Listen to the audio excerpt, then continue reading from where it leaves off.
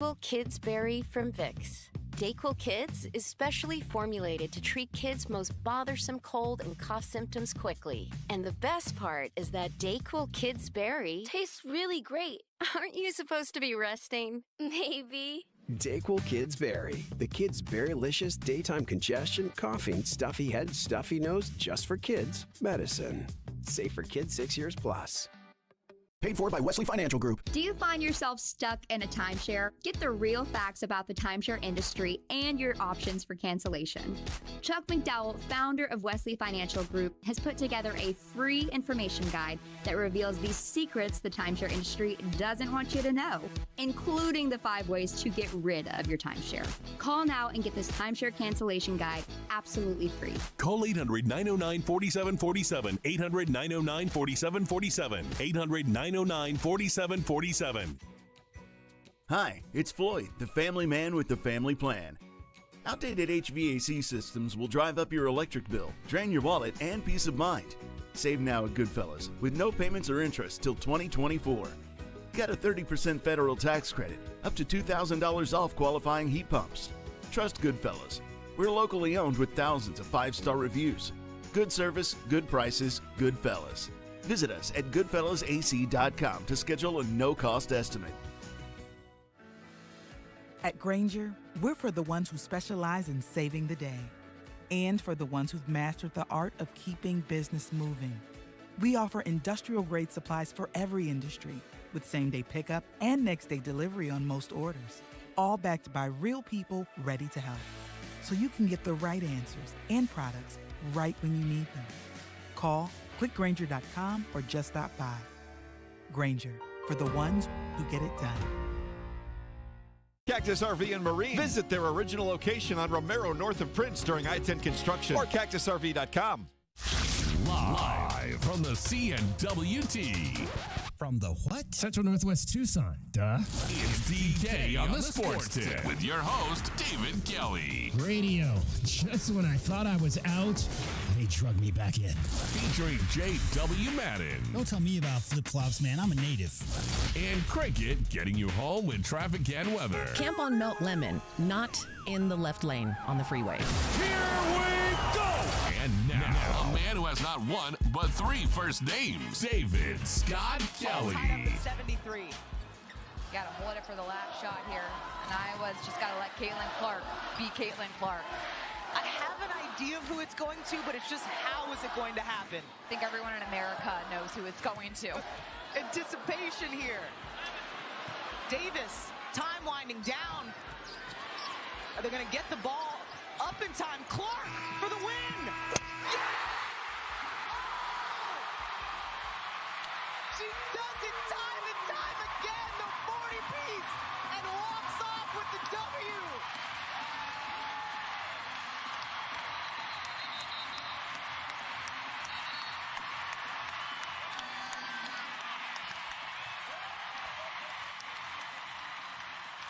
Celebrations erupt inside Carver Hawkeye Arena. Meantime, if you're a fan of either team, you got to hold still because the referees are looking at it, but my goodness. Kailyn Clark. I mean, if I was the Phoenix Mercury, I would be doing whatever I can. Now, they're in the 3 spot. They're in the 3 draft spot, or the Phoenix Mercury. I would be doing whatever I could to get to the number 1 spot so I could take Kailyn Clark. As you heard the announcer say, they went back and reviewed that shot. If you're watching our program, which you can do on the number of places that we video stream our show, Facebook Live, YouTube, Twitter, Twitch, we're going to go back to the video here again so we can see the replay of that shot by Kailyn Clark at the buzzer to beat Michigan State. And it's actually the second view here. Game of the season. Not Kailyn this Clark shot, hits not a three that to win view the right game. there, because Oh, it's hard to that's it. tell right there She got it from off. that view. Let's see if one the more ball time. was out of her hands. It's but close. when you see the It's back close. I got view fans behind me saying it's of in. the I'm shot, listening to them. Like, I got really where you take a can see close the look backboard light that goes 3, on in a lot of arenas 2, now, where they have the red light that goes on, They you can tell It's good. right here on this view right here. This is what Kailyn Clark does, folks.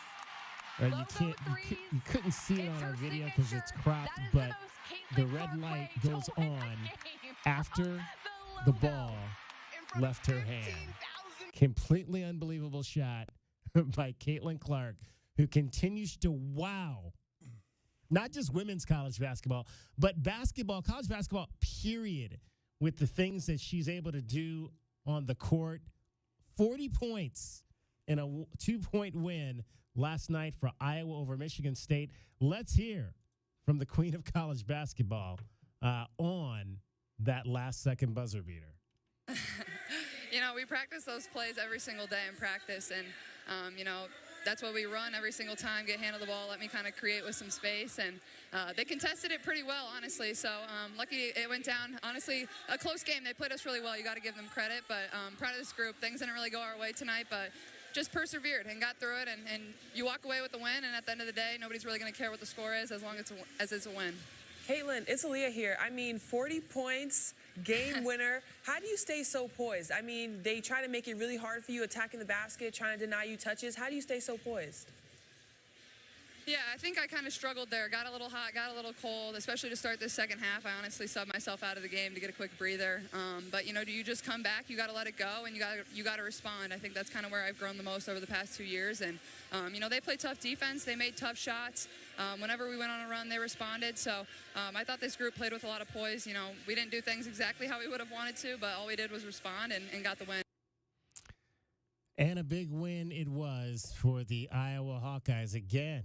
If I'm the Phoenix Mercury, I'm doing whatever I can to get into that number one spot. You think, I think Indiana has the number one thing. You think the Phoenix Mercury would be willing to trade both Diana Taurasi and Brittany Griner for Kailyn Clark?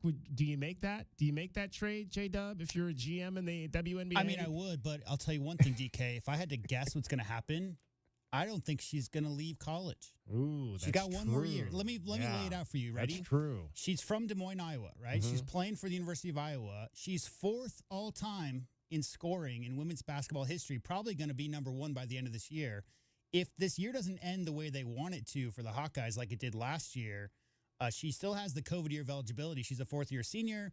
She could come back for one more year, and if she did, I think she's averaging 28 a game this year.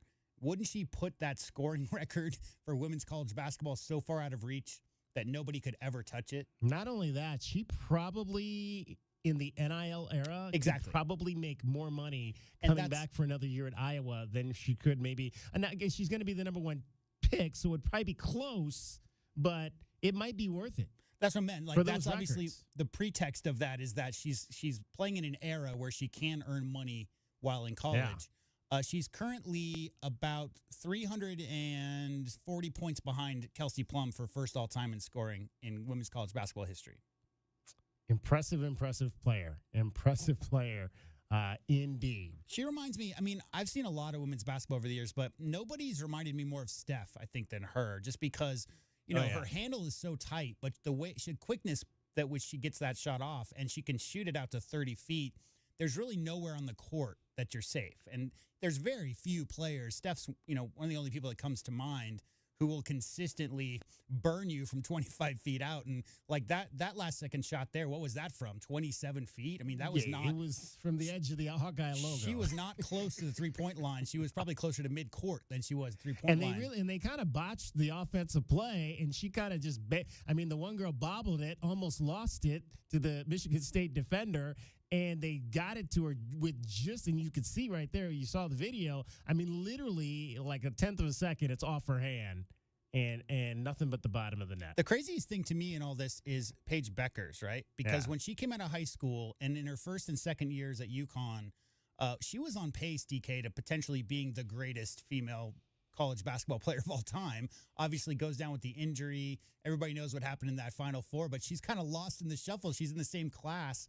And all anybody can talk about is is Kailyn Clark, and obviously, Williams from LSU as well. There's a couple of ladies out there getting a lot of the press, but Paige is a little bit lost in that conversation. Indeed, she is. So, I didn't have a question of the day, but leading into the show, but I think that's going to be the question of the day. If you're the Phoenix Mercury, do whatever. They're in the number 3 spot right now. They're in the number 3 draft position as a result of a down year in which they did not make the WNBA playoffs. It's an aging team. Granted, you've got some superstars, some aging superstars on that team. Superest of stars. Yeah, superest of stars, Diana Taurasi and Brittany Griner. But it's an older team. It's an older team, and you got to wonder, even if, and granted, Brittany's still coming back from her incarceration situation in Russia, so she really was not at 100% last season, but you still ask yourself, is that team too old as it's currently constructed? Now, they've got a new GM, they got a new head coach, so they're trying to, I would imagine the revamp plan is being put in place, but even if I think I have to look at what I can do to get into that number 1 spot, provided you believe that Kailyn Clark is indeed going to come out after this year and turn professional. You do whatever you can to get into that spot. So would you trade Diana Taurasi, Brittany Griner, whoever else you have to trade to the Indiana Fever to get Kailyn Clark in that number 1 pick if you're the Phoenix Mercury? We'll get that question up here so you can start voting on it. Chime in, though, on any of our social media platforms, at Wildcats1290 at Twitter, at Wildcats Radio 1290, Facebook Live, Twitch, YouTube. You can interact with us on any of those platforms. This is DK on the Sports Tip for a Wednesday. I'm still trying to figure out what day of the week it is because of the holidays. This is a Wednesday. We've got a lot in store for you coming up in a short period of time. Not a short show, but just we got a lot going on in this first hour. Tommy Lloyd's press conference is going to be held today at the a little bit later than normal. Normally, Tommy talks earlier in the day, around 1:30, 2 o'clock. But today it's at 3:30, so we will carry that press conference. We always carry that for you live. We will still carry Tommy Lloyd's press conference for you live coming up at 3:30. We're going to talk to Brian Jeffries. Before that, he'll join us at around 3:20. So we'll talk to Brian Jeffries real quick, get his thoughts on the Alamo Bowl last week, get his thoughts on the trip to the Bay Area. It was a very busy week for Brian Jeffries.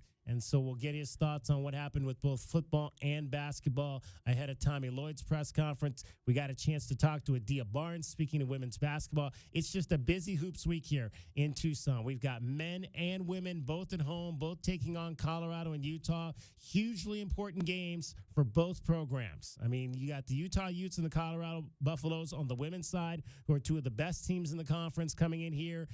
Colorado bringing in a player that played at U of A that is one of the top players in the conference, and Aaron Vonleh, and Utah coming in with Alyssa Peely, who might be the best basketball player in college basketball right now outside of Kailyn Clark, who you just heard hit that game winner last night. So a hugely important weekend for the ladies, a big important weekend for the fellas as they're trying to rebound off of that loss to Stanford, and they're facing a Colorado and a Utah team that right now are projected to be in the NCAA tournament, and both are coming in here 2-0 after sweeping the Washington schools last weekend. So we can talk about all of that. The number to get in on the program is 520-848-1290. 520-848-1290 is the number to get in on the program. Alyssa Peely's numbers don't make any sense. She's averaging, you ready for this? Yeah. She's averaging 24 points in 25 minutes per game. Right. She's shooting 68% from the field and 51% from beyond the arc. Oh, wow. So and what's 68% from the field. And what's her free throw percentage? We were talking about 50-50, 90 all 80. year. Yeah, 80. So she's 68, 51, 80. 24 points in 25 minutes. Yeah, that's crazy. That's crazy. You think you could do that, Cricket? That's impressive. Could you Heck score? no. Could you score 25 points in 24 minutes? I couldn't score 1 point in that amount of time. Maybe one with Did you luck. work with the basketball team too? You worked with the football team in high school, right? I did not. No, you didn't work with the basketball team. no. Just football. Okay. Why just you didn't want to gravitate to helping out any of the other sports in high school, or just? Really sure. It just maybe kind of happened that way, I guess, or something. You got dragged in. One of your friends drug you into the football scene. It was pretty fun, though. Is I mean, for a while, happen? but yeah. Did you get to ride on the bus to the road games and all of that? Yeah. Was that fun? It was wacky. Like having that so many what do you boys. remember? Tell me your bus story. I got a bus story. I don't know if I can tell it now. I'll tell it at some point, but I got a pretty interesting. I got left at a road. at a road game. I went as a fan. And we lost our ride in the crowd, and so I had to ride back. On the freshman team's bus. Well, at least you got a ride back. Yeah, because this was like 2 hours. It was a 2-hour away road game. Whoa. Yeah, it was a way far away, and things got kind of weird after the game, and the crowd, and we couldn't find the people we came with, and it was like. Maybe they thought we just left to win with somebody else. Oh my gosh! So we, me and the young lady I was with at the time, that was not the way you want to have I think that was our first or second date. Oh, ouch! Yeah. not the way you want to have it. You don't want to go out like that. But what was your favorite? Do you have a favorite bus story? Well, just to have all those boys together on the bus, and whether we were going to the game or coming home, like Of course, they're pumped up on the way to the game, but on the way back, then I kind of understood maybe this might be like what a locker room smells like. Like, it's just like, and I don't mean to be like, what do you call it, like stereotypical, but I just had no idea how many boys after playing football together on one bus. Yeah. How, yeah. Yeah. And, sometimes the drive home was good because they'd be pumped up because they'd win like a game or two, but very rarely. So, but still they were pretty jovial on the way home, just loud boys doing their boy thing, all right, singing along to songs. I couldn't even remember what songs, but yeah, that was interesting. Good times, though. Good times in high school. Sure. Riding on buses to places with your friends and kind of experiencing all of that. So that's fun that you at least got a chance to experience something like that. Yeah. But just don't ever get left anywhere. Yeah, no kidding. You don't want to get left. Make sure you know where your ride is at the end of the game, kids. That's my food for thought for the day. Know where your ride is. And always, and my other food for thought is always if you're driving yourself to a game or you're somewhere as a broadcaster, I always tell young broadcasters, this is my one piece of advice. Always get your keys out of your bag before you go to your car. Because I can't tell you how many times as a broadcaster, because you're always carrying like loads of equipment. Yes. Yeah, so you'd have all this equipment. You inherently get down to your car and not have your key. And now you have to look for your keys. Not ready. Not ready. You don't have your keys ready. So I always tell young broadcasters, make sure before you leave the press box to have your keys in hand. And that's still something even today, because I have TV, I had all kinds of equipment. And even now I carry 3 bags when I come back and forth to work. I was like, I always got to remember to have my keys out. So when I get to the door, I don't have to go fumbling for them in the dark. Yes, that's good advice. There you go. All right. Also good advice, how to get home without getting your car wrecked. And who better to tell you about that than Cricket? From the O'Reilly Chevrolet Traffic Center, it's Wildcats Radio 1290 Traffic and Weather. Together, collision clearing Glen near Stone on Glen to the east of Stone. Grande and Congress and Grande traffic signals malfunctioning. At Bilby and Campbell, traffic signal upgrade work scheduled until about 4 this afternoon. Officers on site to direct you through. 42 the low. Expect some rain overnight into tomorrow. 66 now. I'm Cricket with your Wildcats Radio 1290 Traffic and Weather together. This report is sponsored by ChumbaCasino.com. Welcome to the ultimate playground for online social casino enthusiasts. Get ready to live the Chumba life and play over 100 online casino-style games for free at ChumbaCasino.com. VGW Group. No purchase necessary. Void where prohibited by law. See terms and conditions. 18+. With tens of thousands of satisfied patients across America, it's no surprise QC Kinetics gets 5-star reviews. I'm feeling on top of the world because of QC Kinetics. I'm able to do the things that I wasn't able to do for a long time. I can recommend them highly. I would recommend QC to anybody. QC Kinetics has changed my life. I couldn't believe it. I honestly was skeptical, but the pain went from a 10 to a 0. Real people with real lasting relief from joint pain. QC Kinetics Regenerative Medicine is regenerating me. It was super successful, and I recommend everyone seek out QC Kinetics as an alternative to surgery. This non-surgical approach is definitely the future. I tell as many people as possible. I am an ambassador. I love QC Kinetics. QC Kinetics, the nation's leader in advanced regenerative medicine. No drugs, no surgery. Call QC Kinetics now for your free consultation. Call QC Kinetics, 520-497-4955. That's 520-497-4955. 520-497-4955. Frog and Firkin, a standout among the bars and restaurants in the University area. Frog and Firkin does what very few pubs can, combine a festive atmosphere and great beer with a menu that could stand on its own in any restaurant setting. A sports enthusiast dream with over 30 TVs, 30 beers on tap, and over 100 import and domestic bottles. Daily drink and food specials, and the kitchen is serving until 10. A standout in the University area. Frog and Firkin. Eat local, support local. frogandfirkin.com. License to 40693. Guys, I want to share Alaskan AC's 1-year guarantee. Yeah. It's a big deal, a 1-year guarantee. Doesn't everyone have something like that? Sure, but they keep your money. We give money back. Oh. Wow. Can we say that? Yes, like this. When Alaskan AC installs a new system, it's guaranteed for a whole year or your money back.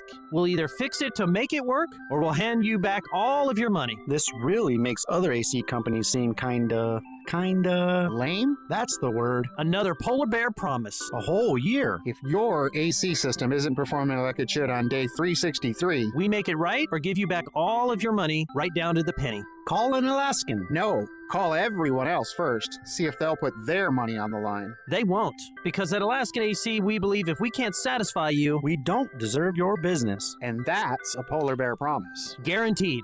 Every day at AlaskanAC.com. Well, it's that time of year. You dress the kids up for the holiday parties, and they hate it. You dress everybody up for the annual holiday card picture, and, well, everybody hates that. You even dress the turkey, and we're pretty sure he's not happy about that. This year, dress up your yard in time for the holidays. Call Dorado Rockin' Materials, and we promise there will be no complaints. Make your yard beautiful and worry-free with their personal service and convenient delivery times. Dorado Rockin' Materials. The right service, the right product, the right price. Did you know that feeling sluggish or weighed down could be signs that your digestive system isn't working at its best? But taking Metamucil every day can help. Metamucil supports your daily digestive health using a special plant-based fiber called psyllium. Psyllium works by forming a gel in your digestive system to trap and remove the waste that weighs you down. Metamucil's gelling action also helps to promote heart health and slows down sugar absorption to promote healthy blood sugar levels. Start feeling lighter and more energetic by taking Metamucil every day. The Dell Technologies semi-annual sale is on with limited quantity deals on top tech. Save on select PCs powered by the latest 12th Gen Intel Core processors like thin and light XPS 13 laptops, Inspiron laptops, and 2-in-1s. Plus, get savings on select accessories, free shipping, and monthly payment options with Dell Preferred Account. Save today by calling 877-ASK-DELL. That's 877-ASK-DELL. DK on the Sports Tip on Wildcats Radio 1290. It's the 5 o'clock hour, and it's time for your Arizona Insiders. Ah, sweet. Each weekday, Wildcats Radio 1290 brings you all the latest news and opinions on U of A athletics. So bear down, Tucson, and let's talk Wildcats. Our Arizona Insiders are brought to you by Coors Light, official corporate sponsor of Arizona Athletics. There's nothing like game day in Arizona. And let's talk to the voice of the Wildcats, Brian Jeffries, who had a very busy week last week with the Alamo Bowl and then the two Pac-12 opening games on the road in the Bay Area. And first of all, Brian, let's go back to the fabulous night in San Antonio. And it looked like it was going down the tubes there early or late in that third quarter when Oklahoma was driving to take what we thought might be an 18-point lead. And then this defense, which was just fabulous all night, made yet another play. Dalton Johnson, who I will probably anoint Friday as my defensive MVP for the season, just came up big again with Gunnar Maldonado, and they turned that into a fumble six and completely changed the momentum. Describe the feeling in the stadium before that play and then after that play. Well, I think it was pretty easy to see that if Oklahoma had scored that touchdown and they were driving, that it was going to be tough for Arizona at that point. I mean, the Wildcats were still in the game, but you were just waiting for some kind of break, and that's what they needed. They needed some spark, something to happen, and they got it. And that's the way the defense kind of played throughout that game. They made some things happen, and that's how you turn games around. And so, it's interesting because Arizona throughout this season really hasn't lived off turnovers, and yet that was the key to beating Oklahoma. And so they gave up a lot of yards, which is something they haven't done much this year, but then they turned it around and forced turnovers. And so that's the way you win football games. You win championships, and to force 6 turnovers like that, it was a heck of a night. And you didn't know when that one play took place, when Maldonado scored, would that totally turn the game around, but you certainly felt the momentum changing from one sideline to the other. Brian, when you obviously were there a number of days in San Antonio, what was the feeling you got from people that you interacted with about how they feel about this program right now and the things that Jedd Fisch has done from the time that he got here 3 years ago till now? Well, I think just in terms of that game, the team was extremely confident. I think they were excited to play, and you should be excited to play in a bowl game, but there was something else there. There was another edge amongst the players. You could kind of see it in their eyes. You ride with them on the elevator, and it wasn't. They weren't there for fun. They had some great activities. They got to do a lot of things outside of the game, but you could see just the way they carried themselves that they wanted to win that game. They had something to go out and prove. Oklahoma's a heck of a team, and that's one of the great programs in college football history. And so you knew it wasn't going to be easy. And I think for the Arizona players to do what they did, to hang in there, to not let their heads drop there when things weren't going well, it says a lot about, I think, their demeanor going into the ball game. And so, nothing but positive vibes. There were a ton of Arizona fans there, many more than I thought would be there. And it just, the whole atmosphere on the, I remember I ran into Jedd downstairs on the way to the bus, and I've seen him happy before, but I never seen him this happy, and for good reason, because it's just a great launching pad to next season. Yeah, there's no question about that. Brian Jeffries, the voice of the Wildcats, is our guest coming off the Big Alamo Bowl win for the Wildcats over Oklahoma. Brian, then you guys get right on the plane and go up to the Bay Area. Fabulous game on Friday night in which the Wildcats win by 19. Not so good game on Sunday when the Wildcats lose by 18. It was interesting. We played a cut before the Stanford game from Umar Balo last year when he was just saying, man, it's tough to win in the Pac-12, and no matter how good that you think this team is, these games, it's amazing. There's still 18 games to go. These next 18 games are going to be a slogfest to get to the end of this season in this conference. None of these games are going to be easy for Arizona. Well, the thing is that, and it's nothing new, the target on the back of the Wildcats is bigger than any team in the Pac-12. It's the biggest game, and you could tell the way the Stanford players came out and played that game, be it, one guy in the first half, couple more guys in the second half. I mean, it was just, you could see it. And even though, there were no students there per se, the arena was, for the most part, pretty lively, kind of split 50-50 between fans. But I give Stanford all the credit. I mean, last year they beat Arizona at Maples. They shot 61%. This year they beat them at Maples. They shoot 58%. And, it turns out to be their best 2 games of the season. And that's just something the Wildcats have to understand when they go into these venues, in particular on the road, that they're going to get the best shot from the other team. And, I know Tommy Lloyd was very disappointed after the game on Sunday because he just thought there were some guys that lacked some energy because I don't think they realized what Stanford was ready to do, and that's something that they've got. That's a lesson they better learn, because every game on the road this year, I don't care who it is, you're going to get their A game, and better be ready to play. You know, Brian, this obviously the University of Arizona men's basketball program has had the, whether they wanted the moniker or not, but point guard you, and every player that steps into that position for this program kind of has to wear that moniker, whether or not they want to or not. Is there, when you're looking at a kid like Kylan Boswell, who, again, is still, just barely 18 years old, playing his first full season, do you think sometimes that moniker can be a weight on kids when they come in and they take that mantle of running the offense for this program with the history of guys that they're trying to live up to? Well, you probably have to ask those guys. In Kylan's case, I don't get that impression at all. I think that the thing that stands out to me about Kailyn is his willingness to share his duties, and this team is very balanced. And they didn't have a good game, assisting the ball on Sunday. Only a season low 10 assists in that game. But for the most part, this is a team that shares the ball extremely well.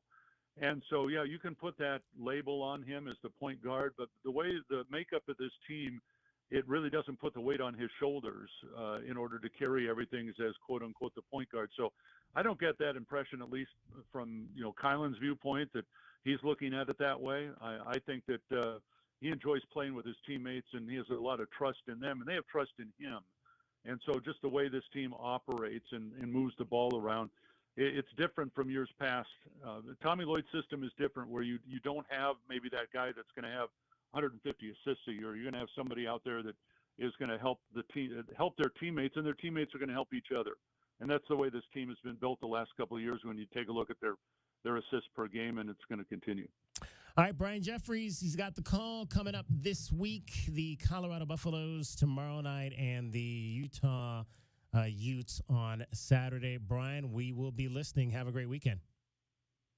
All right. Thanks, David. See you. Brian Jeffries, the voice of the Wildcats.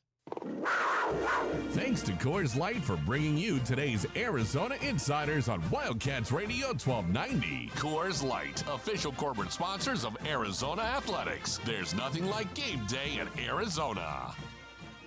We appreciate Brian Jeffries taking a few minutes to join us. We are awaiting the arrival of the head coach of the Arizona men's basketball program, Tommy Lloyd, for his weekly press conference, which you will be able to hear here on Wildcats Radio 1290.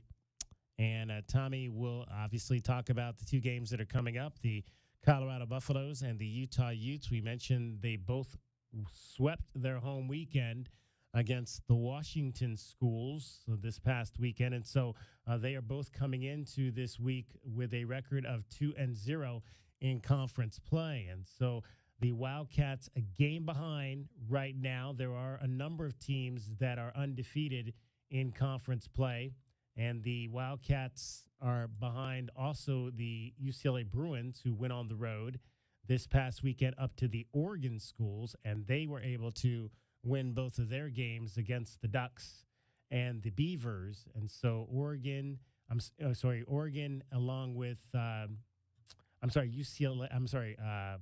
I'm confusing myself here. UCLA, along with Colorado and Utah, are the teams that are leading the Pac-12 conference right now. Colorado, Utah, Oregon, ASU, obviously also going on the road and getting the 2 wins that they had to get up at Stanford. So you've got 4 teams at 2-0. Stanford, UCLA, Arizona, Oregon State, all 1-1. To start conference play. And then the winless teams thus far, the Washington schools, USC, and then California obviously being swept at home by the Arizona schools. So that's how things have started out thus far in the Pac-12 conference. Arizona will play 2 games this weekend. However, the Wildcats will play just 1 game next weekend, as they will go on the road to play Washington State. They will not play Washington on that trip. As we have mentioned before, Arizona will play twice against the UCLA Bruins this year. They'll play a home and home against UCLA. Here's Tommy Lloyd, the head coach with the Arizona men's basketball program, for his weekly press conference. Let's get this done. Well, I think that Nate had a stat that after a loss, your average victory margin is like, what, 22.3 or something? Pay no mind. I mean, it's a non-topic. We got our ass kicked last game. We're coming to playing a team that's really good. And I knew they were going to be good all summer. Colorado's got a great program, and I mean, they got a really well-built team, and it's going to be a real challenge.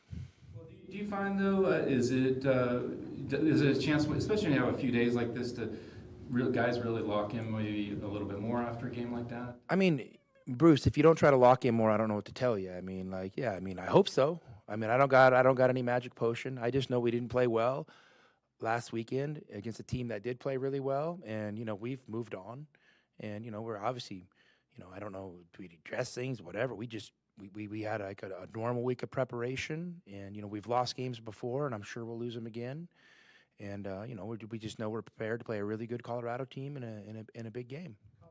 Those two games against the Washington Schools without a couple starters, does that impress you even more than? Listen, they're really good. They're really good all around. They got a great group of experienced guys. They obviously added Cody Williams, who's a really young, talented freshman. I don't know if he's going to play or not, but they have a really good group of experienced players, and they've been together for a long time. And this looking like it could be one of those teams where they could have a real special season. Show you differently about Sunday's game that you weren't able to maybe see from the sideline? Maybe it's about defensive rotations or just kind of what happened on defense. I mean, we played a team that, maybe our sense of urgency wasn't enough, but, they hit a lot of tough individual shots to kind of get going. And then, we probably panicked a little bit defensively and maybe got too active, or every little adjustment I tried, they picked it apart and made a three at the end of it. And I mean, it was, you tip your hats to them. They played really well. Beyond that game, you had mentioned that the perimeter defense hasn't been good for multiple games now. When you watch the film, is there a common thread in that? Is it effort? I mean, you could probably find a bunch of things. I don't know if there's one common thread. At the end of the day, it comes down to want to. You got to want to do great there, and then you have to have the discipline to execute a plan. And for long stretches this year, we just kind of lost our way a little bit, and we'll have to see if we can get it back. Think about teaching defense. A lot of times it starts with the shell or it starts with on ball. And it feels like you guys are Okay, here's you guys, stop. You guys are making a lot. We got our ass kicked last game by a team that was on fire. Okay. You know what? Going into that game, we were the second-ranked defense in the country. So, I mean, I don't know if it's broke. We'll figure it out, and we'll see how it is tomorrow. And if it isn't tomorrow, I'll just have to keep working on it. We're not approaching it any different than we have before. And we don't need to get into philosophical deals and start questioning, well, do we start with a shell drill? Do we start with this ball screen coverage? Going into the game, we had the second-rated defense in the country, and we got torched. So now we need to step up and see where we're at. I mean, obviously the plan was okay up to that point. I mean, if you had the 202nd ranked defense in the country, you could ask me any philosophical question you want. And now you and I could go to Bob Dobbs, get out some napkins, and we could talk about, you could help me with how I want to start my base defense, and I'd probably be all ears. I was going to insinuate into that. I was saying, since your guys are such strong on-ball defenders, and you see that in the first half against Cal, what does it take to get the rotation or get their willingness to help at the same energy level that they're on? I mean, it just takes consistent effort, and you got to be great on the ball. You got to be great off the ball. What you're saying, maybe, is it you think the schemes and the things were there, but maybe just effort lack? No, the scheme wasn't there. The effort wasn't there. You mentioned a little bit after the game about getting Polyus an opportunity, and it looked like he made the most of it, especially with being able to have that.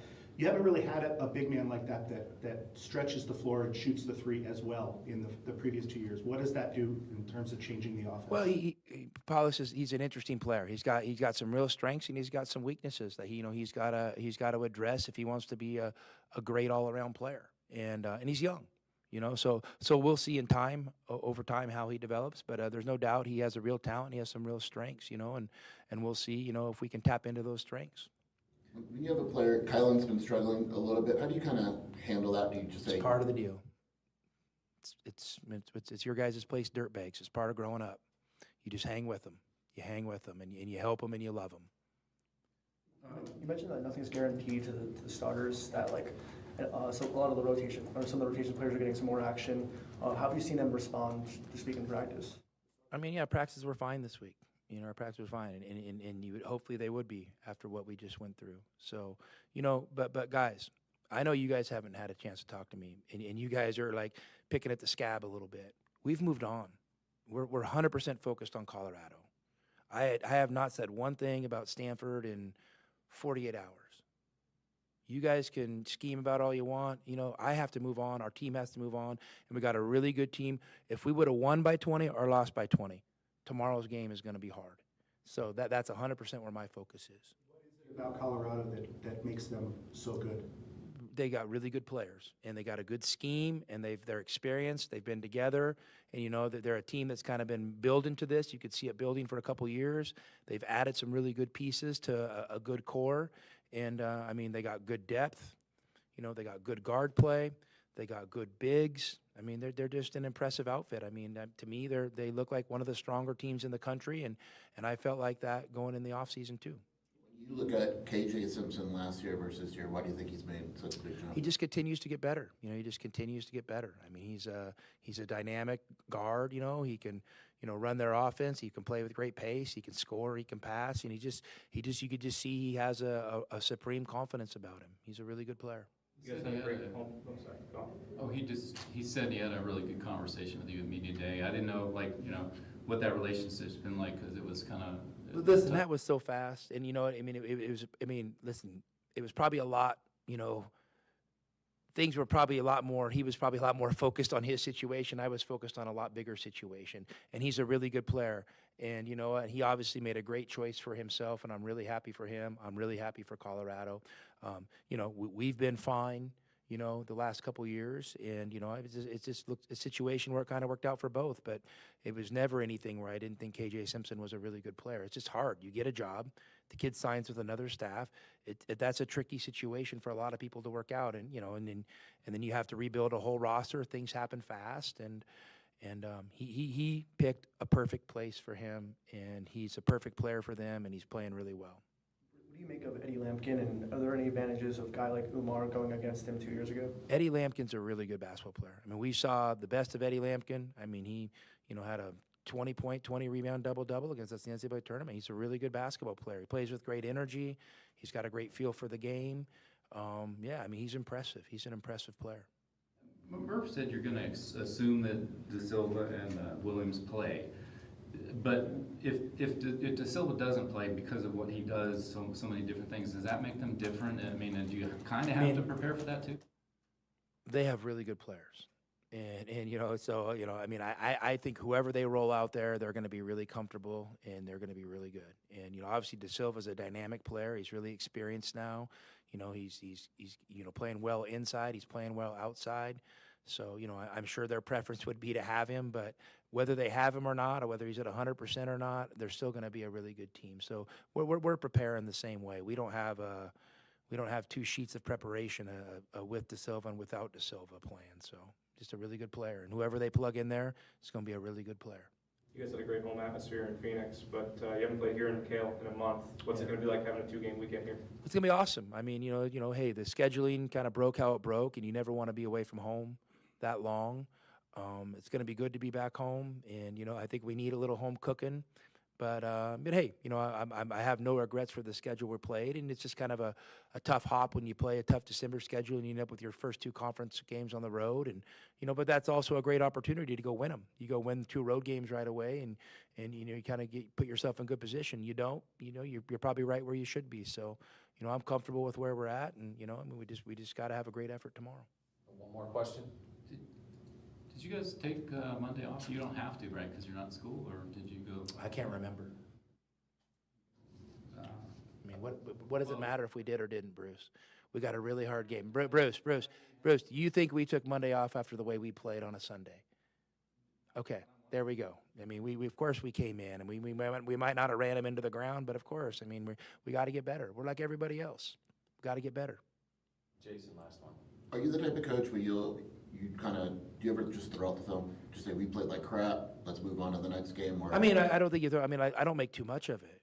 I don't make too much of it because, at the end of the day, we gotta, you got to figure out some whys, and you address those things a little bit. But like I said, we haven't talked about Stanford in a couple of days. We had to move on. We don't have time. We don't have time to sit there and dwell on something that, we didn't do well. And at the end of the day, guys, I tip my hat to Stanford. They played awesome that day. They played really well. The last 2 years we've played them there. Played really well, exceptionally well.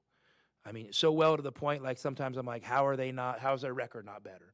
But that's neither here nor there. But they played really well, and we didn't. So, and we probably had something to do with them playing well.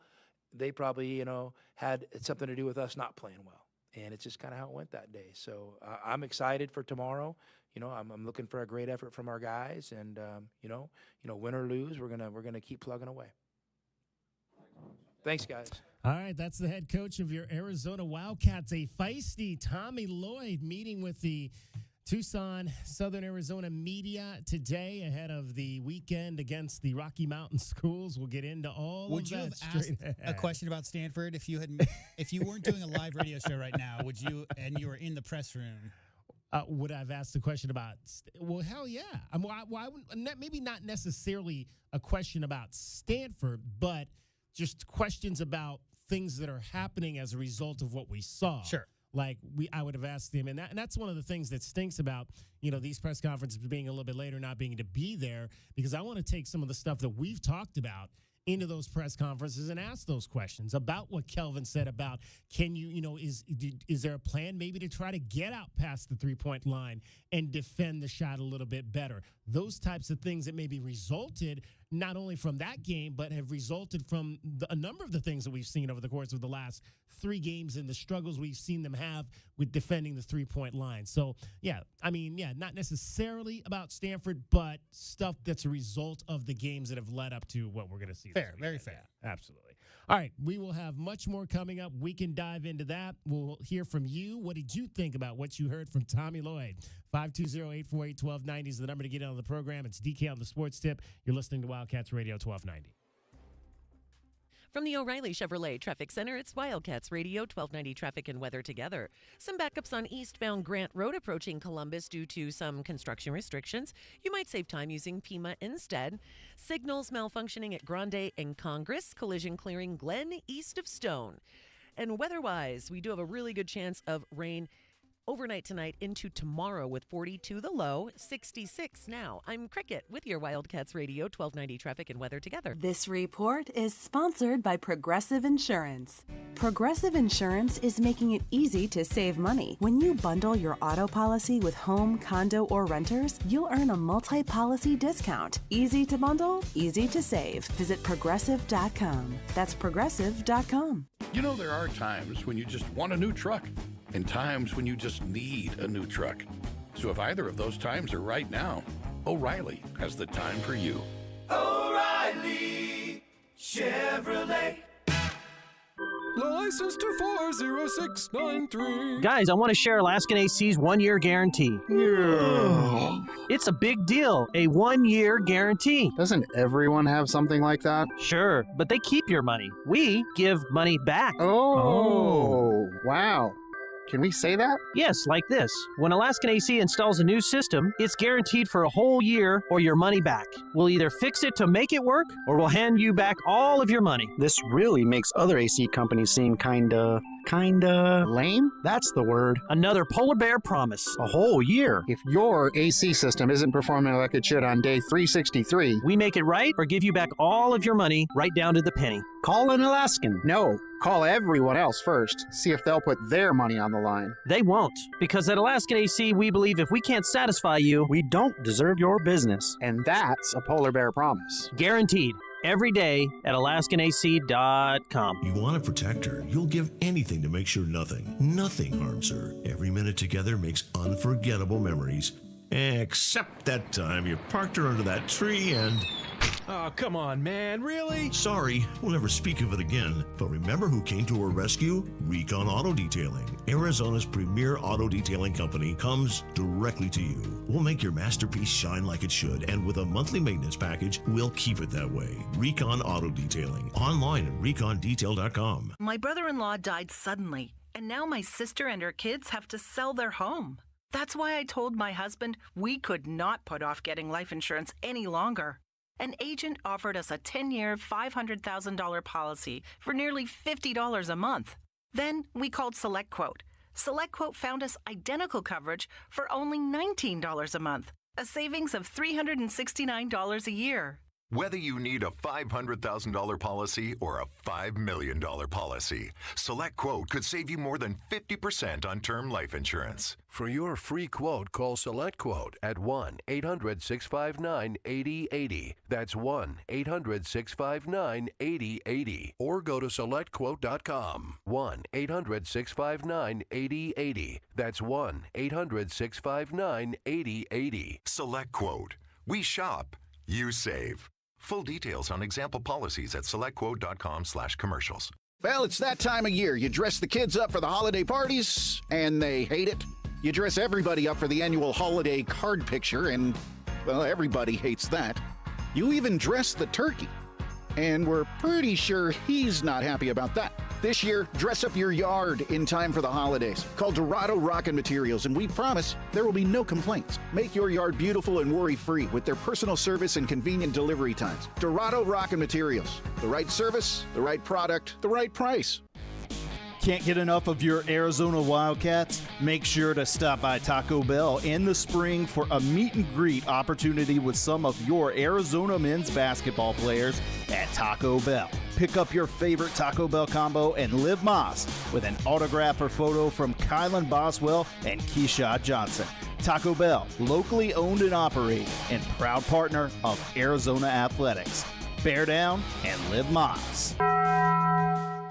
Football and Miller Lite, America's greatest pairing. Can cracks at kickoff. Tailgates going way past postgame. Sunday night overtimes followed by Monday morning swagger. Knocking on bar tops for luck. Kicking back on any given Sunday. You never forget the way some things taste. Tastes like Miller time.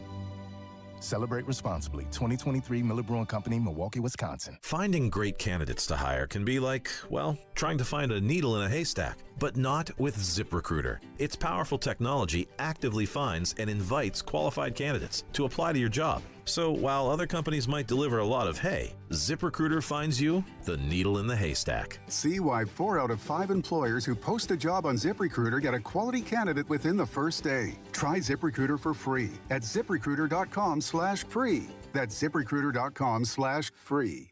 DK on the Sports Tip on Wildcats Radio 1290. 520-848-1290. 520-848-1290 is the number to get in on the program today. We just heard from the head coach of the Arizona men's basketball team, Tommy Lloyd, a fiery Tommy Lloyd. We have not, I don't know that I've heard too many press conferences like that from Tommy Lloyd, but again, we're at an interesting moment. I guess we can call it an interesting moment in a season of high expectations that took a little bit of a dive on Sunday in Palo Alto against the team that shot a record 16 three-point shots. But Tommy had a lot to say about the dissection of that game, how they have moved on from it. The team is not thinking about it. He has not addressed it in the last 48 hours. J-Dub, though, you would hope that they've addressed some of the things that have been happening over the course of the last 3 games that led to maybe a team getting hot, which, again, we kind of felt like eventually that might happen if you ran into the team that could make the threes. Alabama shot a lot. They couldn't make them. California took a lot. They couldn't make them. But you finally ran into a team that could make those 3-point shots. And like Tommy said after the game, heck, they made 16. They could have made 10, and they still would have beaten us. Yeah, it wasn't. I mean, the 3-point shooting is what jumps off the page because they set a record for the Cardinals' most threes ever made in a game. And that wasn't really the whole story, right? I mean, there was a lot of things that went wrong. We heard KJ this week talking about maybe taking your opponents more seriously. I mean, obviously, Kelvin, we talk about that in the pregame quite a bit when you're going up against teams that might be closer to 500. And you've got, especially when you've got the mountain schools coming in to Tucson this weekend, overlooking teams is a thing. And we're here sitting on the sidelines, not playing in the game. And you're not inside the heads of guys like Colin Boswell, Pelle Larson, all the leaders of the team. And that being said, you would hope that with what Arizona's shown on the defensive side of the ball, especially all year long, that maybe with a full concerted effort, Stanford doesn't get quite as many good looks. To me, it has to do with that snowball effect where, especially when you've got a freshman playing in his third game, guys who maybe don't get that kind of opportunity to play on such a big stage, Arizona name across the jersey, only ranked team, huge moment for a lot of those players. They stepped up, and then they were feeling really good about themselves in their home gym. Shots started falling. They just kept falling all day long. When that starts happening, it's not just one aspect of the game. It's not Stanford shooting that lost Arizona that game by almost 20 points. It's Arizona's, inability to find each other with that secondary pass. The assist numbers were low. Getting out at shooters is a part of it, but also affecting the paint as well, because a lot of those shots, DK, happened from penetration. So, again, here's the way I look at it is that, contentious or not, Coach Lloyd's not about to tell Tucson media what he's telling his players they need to work on. Because, there's already a blueprint out there. You talk about Alabama, FAU, now Stanford. If a team's on the schedule coming up, they're looking at these game films thinking, how are we going to score? This Arizona defense is good. Well, that looks pretty good. That looks pretty good over there. And whatever they're working on behind the scenes, I guarantee you they're trying to shore up any of those deficiencies. You don't want to leave open shooters at this level. But, clearly it's about Colorado right now. I get that part. I get moving on. Whatever it is that they saw on those tapes from the weekend, Cal and Stanford, they're working on it behind the scenes, DK. We might not exactly be privy to the conversations going on between coaching staff and players. Vehemently defending that his team was number 2 in defense prior to what happened at Stanford. Let's hear from Lee. You're on DK on the Sports Tip, Wildcats Radio 1290. Yeah, I just wanted to say I think I understand Lloyd being in a difficult position. The team started out sky high, and where can you go from there? So I think a lot of pressure on them now, and they have to just kind of regroup. And I agree with the comment that you all just made, is that you don't want to give away and say, yeah, we're going to work on this, and this is going to be our strategy, so the other team can scout that and just go to town. But I think they're a great, solid team. They've got a lot to work on, and I think it's going to be fun to watch the rest of the year. So, is there one thing that concerns you, Lee? One thing that concerns me, I think Umar concerns me. He just doesn't seem the same athlete he was a year or two ago. So I don't know if he's injured or what, but and I didn't even watch the Stanford game, so I don't know how he played in that game. But just watching generally, I don't know what's going on. Maybe he's just having a down part of the season. Hopefully there's no serious injury. So that's my biggest concern. All right. Well, Lee, we appreciate your call. Thanks for checking in. 520-848-1290 is the number to get in on the program. Umar's had a number of double-doubles in recent games. His free throw shooting had improved, although he took a little bit of a step back in that game where Stanford seemed to be, intentionally fouling him in a number of instances. That's going to be something to continue to watch out. But I think the bounce is still there. Like I said, I'd like to even maybe see him be a little bit more athletic, if anything, at the defensive end of the floor. Maybe go for a 1 or 2 more block shots at the game. And I've mentioned that before. I think he walls up at times, which is fine. Walling up is fine. But I think there's some times when you're not in foul trouble, which he hasn't really been, where maybe you can take a chance or two and see if you can get 1 or 2 more blocks to try to ignite things defensively, get this team out in transition where we know that is when they are at their best. All right, we'll have much more coming up for you in the 4 o'clock hour. It's DK on the Sports Tip with JW Madden and Cricket. I am David Kelly. This is Wildcats Radio 1290. From the O'Reilly Chevrolet Traffic Center, it's Wildcats Radio 1290 Traffic and Weather together. Got a crash clearing Glen near Stone on Glen to the east of Stone Avenue, and expect some construction restrictions and slowdowns on eastbound Grant Road approaching Columbus. You might save a little bit of time maybe using Pima instead. 42, the overnight low. Expect rain overnight into tomorrow. 66 now. I'm Cricket with your Wildcats Radio 1290 Traffic and Weather together. This report is sponsored by Progressive Insurance. Looking for a career you'll love with flexibility, great pay, and benefits, and one of the country's top workplaces? Join the growing team at Progressive Insurance. Go to progressive.com/careers and apply online today. Wesley Financial Group is not a law firm. This story is called The Ugly Truth About Timeshare. If you think you've done your family a favor by buying a timeshare, you need my help. Hello, I'm Chuck McDowell, CEO and founder of Wesley Financial Group. 10 years ago, I started helping folks cancel their timeshare. In the process, started what's now called the timeshare cancellation industry. Timeshare is the only thing that you can buy that you can't tell me how much it's going to cost or when it's going to end. When you buy a timeshare, you give them a blank check to fill out any amount they want for annual maintenance and assessment fees. The crazy thing is, this never ends. Even when you die, your family's now going to be stuck with this burden. Stop the insanity today. Call my office now. If we take you as a client, I guarantee we'll cancel your timeshare or you'll pay nothing. Call for your free information kit. 800-919-1441. 800-919-1441. 800-919-1441. This season, the Cats will take on the Bruins, the Ducks, the Trojans, the Beavers, the Utes, the Buffs, the Huskies, the Cougs, the Cardinal, the Bears, and the School up north on Wildcats Radio 1290.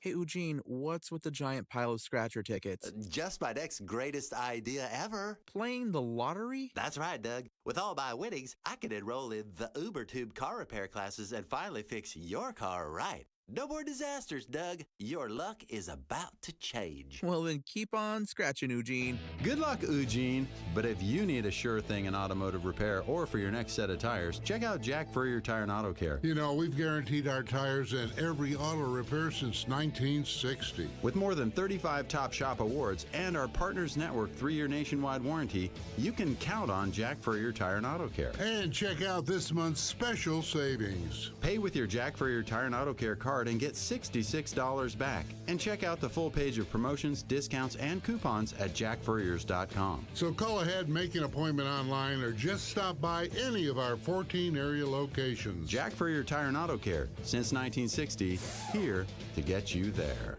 Southern Arizona Radiology Associates have been dedicated to providing superior images and quality care for the last 35 years. They're the one you trust when you need an X-ray, CT scan, ultrasound, mammogram, or MRI. They have locations in Tucson, Green Valley, and Sierra Vista. Ask your doctor to refer you to Southern Arizona Radiology Associates today. That's Southern Arizona Radiology Associates. Visit their website at sararadiology.com or call 520-335-6849 for more information. Did you know that feeling sluggish or weighed down could be signs that your digestive system isn't working at its best? But taking Metamucil every day can help. Metamucil supports your daily digestive health using a special plant-based fiber called psyllium. Psyllium works by forming a gel in your digestive system to trap and remove the waste that weighs you down. Metamucil's gelling action also helps to promote heart health and slows down sugar absorption to promote healthy blood sugar levels. Start feeling lighter and more energetic by taking Metamucil every day. 3 little words no parent wants to hear. My tummy hurts. And it always seems to happen at the worst times. Like in the middle of the morning rush, when you still have homework to check and lunches to pack, and of course, you're already late for work. Luckily, there's Pepto Kids. Pepto Kids chewables provide fast relief for common stomach issues, turning those 3 words into these 3 words. I feel better. Bad time for stomach upsets? Good time for Pepto Kids chewables. Fast relief for little tummies. Use as directed. Keep out of reach of children. Today on Hey Culligan's Smart Home, Smarter Water Softener. Here's Kevin. Hey Culligan, can a smart water softener lift those heavy salt bags for me? Kevin, it can. Wait, it can? Yep, the smart high-efficiency water softener from Culligan can alert your dealer when the salt needs to be replaced, and they'll do it for you, so your water stays soft and you stay away from lifting the bags. I mean, I could lift them if I wanted. No judgment here, Kevin. We're happy to do it, and we're already on the way. Let us help you out with a free in-home water test with the local Culligan water expert at Culligan.com. He's kind and he's funny and he's also mustachioed. He solves all your problems by the end of every episode. TV Dad. Everyone loves TV Dad. TV Dad. Unlike a real dad, he never hollers. And he tells you how Progressive can save you lots of dollars. Listen to your TV Dad. Switch to Progressive and you could save hundreds. Progressive Casualty Insurance Company and affiliates. Potential savings will vary. KCUB Tucson, a Cumulus media station. We have the Arizona Wildcats covered on game day like no one else. We are Wildcats Radio 1290. Live from the CNWT. From the what? Central Northwest Tucson, duh. It's DK on the Sports Tip with your host, David Kelly. Radio. Just when I thought I was out, they drug me back in. Featuring J.W. Madden. Don't tell me about flip-flops, man. I'm a native. And Cricket getting you home with traffic and weather. Camp on Melt Lemon, not in the left lane on the freeway. Here we go! And now, a man who has not one, but 3 first names, David Scott Kelly. Think about teaching defense. You know, a lot of times it starts with the shell or it starts with on ball. And it feels like you guys are Okay, here's you guys, stop. You guys are making a lot. We got our ass kicked last game by a team that was on fire. Okay. You know what? Going into that game, we were the second-ranked defense in the country. So, I mean, I don't know if it's broke. We'll figure it out, and we'll see how it is tomorrow. And if it isn't tomorrow, I'll just have to keep working on it. We're not approaching it any different than we have before. And we don't need to get into philosophical deals and start questioning, well, do we start with a shell drill? Do we start with this ball screen coverage? Going into the game, we had the second-rated defense in the country, and we got torched. So now we need to step up and see where we're at. I mean, obviously the plan was okay up to that point. I mean, if you had the 202nd ranked defense in the country, you could ask me any philosophical question you want. And you know, now you and I could go to Bob Dobbs, get out some napkins, and we could talk about, you can help me with how I want to start my base defense, and I'd probably be all ears. We've heard quite a few Bob Dobb references of late. I didn't even know Bob Dobbs was a thing anymore. It apparently is. It's always been a thing within the university community. My wife loves it. I mean, she's a big fan of Bob Dobbs. David Kelly, I worked on campus, 80s and 90s and 2000s. Like, I know all about Bob Dobbs. It's just that so much of campus has been built up since then, and that Sam Hughes area, that old corner, not so much. So actually, I know the owners of that area, like the owners of the former market there that closed down a couple years back after COVID. But yeah, I mean, Bob Dobbs has always had great burgers. So mention it as much as you want. I heard it was a staple of the oh gosh, who was the guy that the coach O'Neal, Coach O'Neal, right? Coach O'Neal. First name. What's his first name? Escapes me. Coach. Coach. Yeah, I heard that it was a staple during the Coach O'Neal era here at Arizona. He would always be at Bob Dobbs, enjoying the fruits of his labor as a head coach here. So, yeah, good place. My wife, like I said, loves it, absolutely loves it. Tommy has mentioned it several times in press conferences. I'd love that. I've always said I would love a chance, like probably the coaches wouldn't love this because they don't want to sit down with us and talk X's and O's. But I would love an opportunity just to sit down and say, hey, here's what I'm seeing. Here's what we're talking about. How do you view this?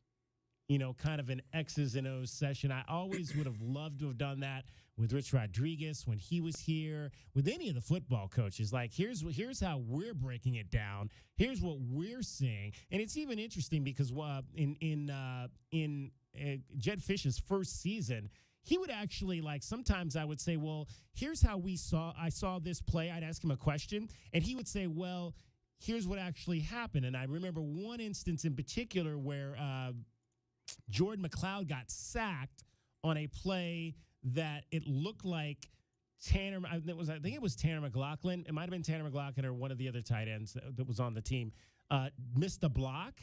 And I said, how could he have not known that guy was coming? Because the guy on the edge, the defense end, was clearly, I mean, if you looked at the tape, you knew he was going to blitz, but the tight end just didn't even pay him attention, went out on a route, and McLeod got clobbered, and he explained, why the tight end, that wasn't his job. Right. To do that. It wasn't his job. It was the quarterback. He's like, Jordan McLeod will tell you that he messed that up. That was his fault, not the tight end's fault. That's what I love, when a coach will explain that type of thing to you Because again, so I was able to go back because me and Glenn did our breakdown thing. We're talking about it, Saturday, Sunday night, Monday morning on our breakdown segment. How did he miss that block? Why couldn't he see that block? Then I go into the press conference, just like I was telling you in the last segment. I'd like to be able to go in and ask him some of these questions about what we're talking about, and then I can come back and say, well, here's why. What we said this morning on our show, here's why it didn't happen that way. Yeah, I mean, look, just to translate for people who may not know, like David Kelly, you've been in media for a long time now. And when you're in that room, there's two sides to that coin. There's the side, like you're coming from wanting to understand more deeper as to what exactly was going on behind the scenes of that play in question so that you can be more informed and you can talk about it in an informed way. Other people are looking for sound bites so that they can get clicks. And there's a war that goes on in those press rooms between those two philosophies. I understand fully where a coach is coming from in that you start blurring that line between questioning people who are making uptold millions of dollars per year to coach a game. Clearly, they're the best qualified person for that position. He's very obviously pointing out the number 2 ranked efficiency defense in the country before that Stanford game. So in a vacuum, you look at a game like that, you're favored by 10, 12, 14 points, and you lose by 20. What went wrong? This is a team that to this point has played exceptional defense, especially on the perimeter. Now, some of the 3-point shots, we could talk about that. But as to whether or not you're questioning the rotations and the philosophy on defense, I think, any contention there from my perspective was listening to Coach Lloyd basically take slight offense, I think, to people questioning what it was that the coaching staff had put in plan in place. Now, as to whether or not effort and energy, he also mentioned it's all want to. You got to understand, you have to be smart on defense in college basketball at this stage, in this era, because it's so spread open and there's a lot of perimeter players, all threats from the offensive side of the ball. So you really have to be smart in your rotations. And teams, especially, look at what happened at Purdue. I mean, that was a great example of trying to confuse defenders that led to some open looks because you're worried about one great player like Edey. What happened at Stanford was just, again, spreading out and a lot of movement to get those guys open looks. And as to whether or not 1 or 2 players missed assignments, should have got a tougher closeout on those shooters, whatever that might be, obviously they're working on those things behind the scenes. But to me, you can't point at the feet of 1 or 2 perimeter defenders, right? It was more like the entire group. It snowballed as to what's led to Stanford's shooting from the outside and just overall shooting. What did they shoot for the game? Like 58%, something like that. So I'm not worried personally long-term about the defense of this Arizona Wildcats basketball team. The issue is obviously that the NCAA tournament is one and done. Yeah. So that's what this sport is all about. You can, a lot of people out there maybe come over from the NFL, come over for, well, obviously NFL is one and done as well, but it's a much more, play-by-play specific sport as to the quick change of basketball, one and done in basketball. In the NBA, when you go through a 7-game series, you're basically making minor adjustments after every single game, after every single half, to do a bit of a chess match between the two teams. With the one and done scenario of the NCAA tournament, March Madness, that can happen. What we just saw can happen. Buffalo, Princeton, these kind of games do happen because teams can get hot. Teams can make shots from the outside. And all you're doing is trying to make sure that no matter what, you approach every single game with the option, with multiple options to be able to take teams out of what they're doing and not get comfortable. And I like on paper, and certainly to this point of the season, outside of a couple of moments, a couple of runs versus certain teams, and maybe moments of that Stanford game, I love this Arizona defense. I think it's one of the better defenses I've seen all year, especially with the versatility on the perimeter and guys like Pella and Keshad. That was not a good example of what this Arizona defense is capable of, but worried about it going forward? No, I'm not personally worried at all. All right, 520-848-1290 is the number to get in on the program. You can call us at that number. You can text us at that number. You can download our app and interact with us on our app in a number of ways. Text app, in fact, to 520-848-1290. I will send you a link. You can download our app. My wife did not have the app, last night. I was like, oh, do you have our app? No. Oh, she was asking me a question. I said, well, you can see it on the app. Do you have the app? Well, I didn't even know you had an app. Well, no. So I had to download the app for my wife, put it on her phone. So now she can watch our videos. She can listen to the show. You can interact with us. You can send us a text message through the app. You can send us a video message through the app. You can send us an audio message through the app. All of that is on the Wildcats Radio 1290 app. It slaps, folks. Nobody's covering. Nobody's giving you the Suns, the Coyotes, Pima College. Shout out to Pima College, 2 ACC Players of the Week this past week. Dominique Acosta on the women's side out of Nogales High School. Dylan Baker on the men's side from South Point Catholic High School. Those two teams on the road playing up at Scottsdale tonight at 5:30 and 7:30 as they get back into AC play. Multiple Players of the Week. We've got a story about that up on the app and WildcatsRadio1290.com. Nobody's covering things like us, folks. So get the app, head on over to the website, and get all the information you need about the teams that you love. The Suns play tonight. They'll play the Clippers. That's always a fun game between those two teams. The Clippers playing some very good basketball. The Suns had won 4 in a row before. Well, actually, no. I think they won the other night. So they've won what? They've won 4 in a row. Yep. 4 straight wins now for the Suns against the dregs of the league. Orlando, like J-Dub said, is probably pretty good. Portland, not so good. Houston, not so good. Charlotte, not so good. But, hey, you got to beat those teams. Now you get a chance to play against a quality team tonight. And the Clippers, Kevin Durant has been ruled out again, so he will not play tonight for your Phoenix Suns in that game against the Clippers. Went 12-2 in December. 12-2.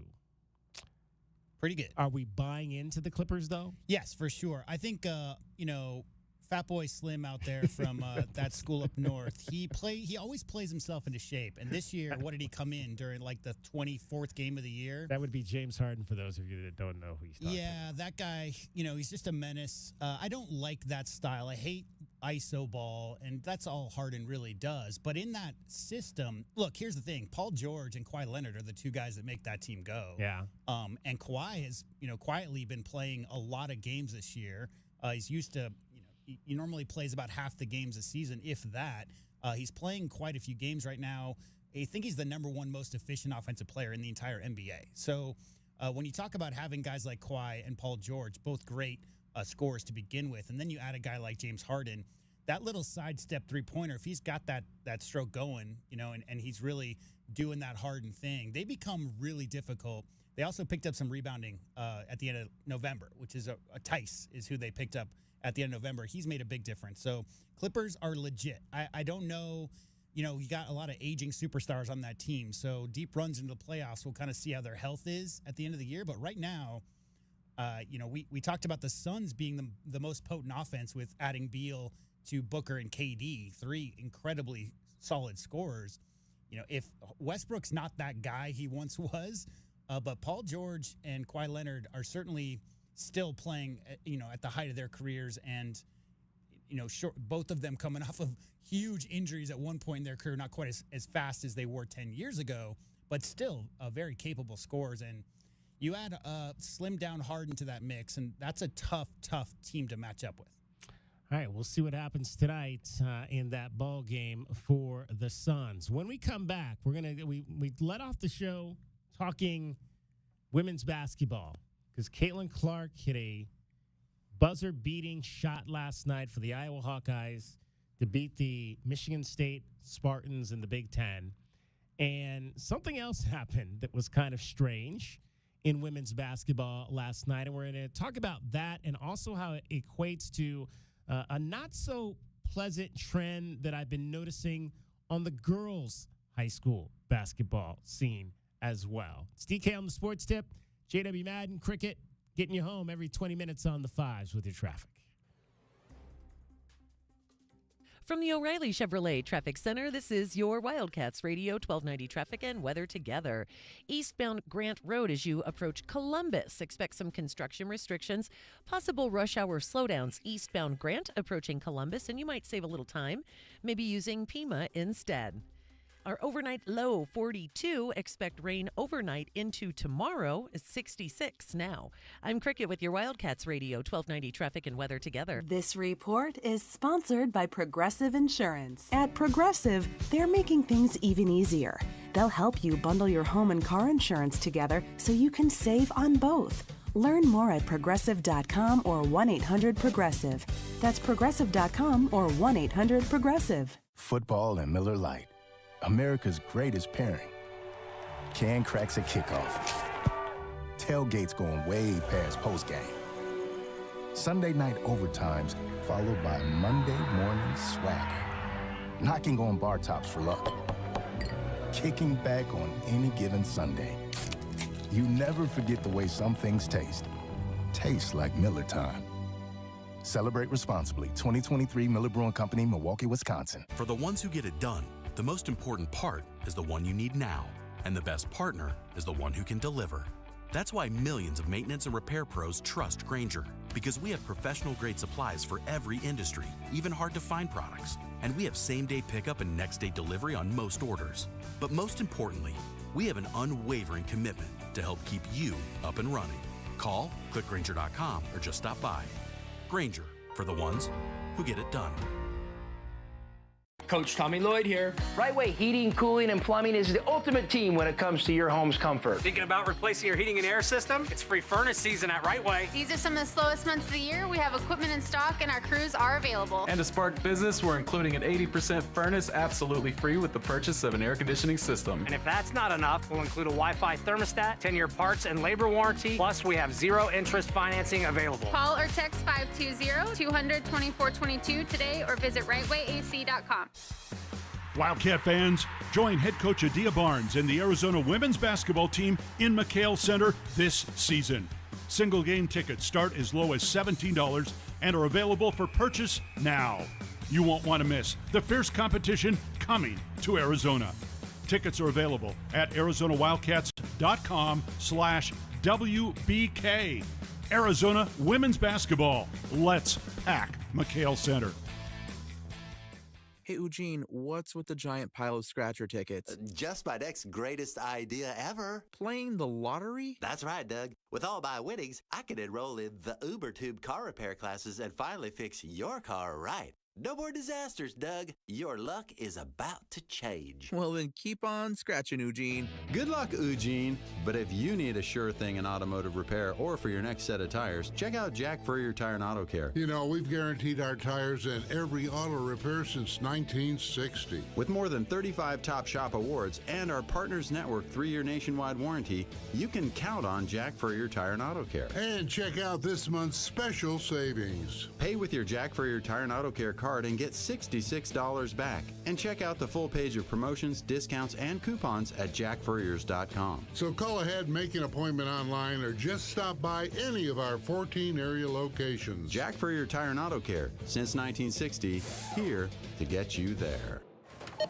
You know that Big Bargain detergent jug is 85% water, right? 85% water? I thought I was getting a better deal because it's so big. If you want a better clean, Tide Pods are only 12% water. The rest is pure concentrated cleaning ingredients. Don't pay for water, pay for clean. Save $10 when you spend $30 on Tide and Downy. Water content based on the leading bargain liquid detergent. Must buy at least one participating Tide or Dreft detergent item, plus at least one participating Downy and or Bounce scent booster, liquid fabric softener, or dryer sheets. Prepaid card by mail. Visit pglaundryrebate.com for terms and conditions. DK on the Sports Tip on Wildcats Radio 1290.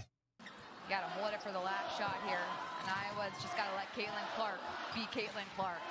I have an idea of who it's going to, but it's just how is it going to happen? I think everyone in America knows who it's going to. Anticipation here. Davis, time winding down. Are they going to get the ball up in time? Clark for the win. Yeah! She does it time and time again, the 40-piece, and walks off with the W. Is there anything better than just the flick of that net when you just swish it through on a buzzer beater. Kailyn Clark beating the Michigan State Spartans last night with a 40-foot heave. Maybe not 40 feet, but maybe 30 feet. Regardless, it was a pretty impressive shot at the buzzer to win the game. That's our question of the day. Kailyn Clark, right now, the Phoenix Mercury, after not making the postseason last year, the Phoenix Mercury are pretty much a postseason usual. I mean, they're always in the postseason, but they did not make it this past season. And so they are sitting in the number 3 draft spot right now. Kailyn Clark, if she decides to come out, she's a 4th-year senior. As J-Dub mentioned at the top of the show, she could come back and play a 5th year if she so chose to. But if she came out and you're the Phoenix Mercury, do you do whatever you can to get into that number 1 spot to draft a generational player like Kailyn Clark and give her the keys to replace, to maybe play a few more years with the likes of Diana Taurasi, or you'd probably have to trade Diana Taurasi or Brittany Griner to get to that point. Would you do that? Would you be willing to part with that type of Hall of Fame talent to get a generational player in Kailyn Clark? Right now, that's our question of the day. Head on over to @Wildcats1290 Twitter. We've got our poll up right now. You can vote in it right now. 100% of the people, 100%, all the votes saying yes, move whoever is necessary. What did the great Malcolm X say? By any means necessary. Move whoever is necessary to get to number 1 to draft Kailyn Clark if you are the Phoenix Mercury. That was one thing that happened in college basketball last night. J-Dub, there was something else that happened in women's college basketball last night. Yeah, depending on your perspective, it's a little unfortunate, but the Gramblings women basketball team took on the College of Biblical Studies out of Houston. Now, this college in Houston is in their inaugural season, DK, in Division II women's basketball. This is the first season they've played. They lost 159 to 18. Wow. It's set the record for the highest margin of victory, obviously, in women's basketball history. A lot of crazy stats came out of this, but more than anything, I just wanted to talk about it because of the level of sportsmanship that goes along with a situation like this. Now, clearly, you're not trying to do anything embarrassing, right? I mean, there's an unstated rule in all of sports. The run rule in college baseball and softball is about that, right? Yeah. You're not trying to find 50-0 baseball scores. I did look at the stats, and it wasn't like Grambling State was trying to run the score up by playing their 5 starters 35 minutes each. In fact, 13 players for Grambling played at least 10 minutes. So clearly they emptied the bench. It was a lot of bench players getting involved. But let me just throw some stats out for you. They out-rebounding the College of Biblical Studies 61-20. They had 5 turnovers, did Grambling. You ready for this? Yeah. The College of Biblical Studies had 57 turnovers in this game. 57. Wow. 57 turnovers in a regulation women's college basketball game. The other shocking thing, 65 people attended this game. 65 was the official attendance for this basketball game that wound up with a 141-point deficit. I did have to look it up. The men's Division I record was actually Utah over Mississippi Valley State recently. Now, this is Division I record, so 2 Division I schools, 143-49. That just happened a couple years back in 2019. So that's the official Division I men's record for margin of victory. But last night, 159-18. Yeah, that's a beatdown. That's a beat. The fact that the University College of Biblical Studies is starting as a Division II team. I don't know exactly where startups normally would fall, but Right. that's impressive enough. I think that they actually are starting as a Division II school. But yeah, Grambling putting a whooping on them, and it's interesting. Because it's interesting you brought that up when you were telling me about that today, because it kind of, and we've started something new here at 1290 where we're anointing some of our best high school players. We're calling it Prep Prince and Prep Princesses. And as a result of that... Unless you set the all-time record, and then you can become a king. Yeah, exactly. Yeah. Or queen. A queen, exactly. And it's interesting because of that, I've been obviously looking at a lot more box scores than maybe I'm normally accustomed to looking at. And I've noticed a trend on the girls' side of basketball that is not as prevalent on the boys' side of basketball. And that's a lot. And I started seeing this last year, and it's continued this year. And we'll have to get, folks that cover high school on. Maybe we'll reach out to the Morales brothers and have them on to talk about this in the coming week or so. But I'm noticing a lot of single-digit basketball games on the girls' side. In particular, the last month, I'll give you a couple.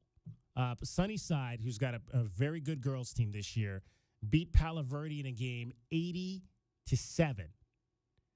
Tombstone earlier this year knocked off Empire 53-7.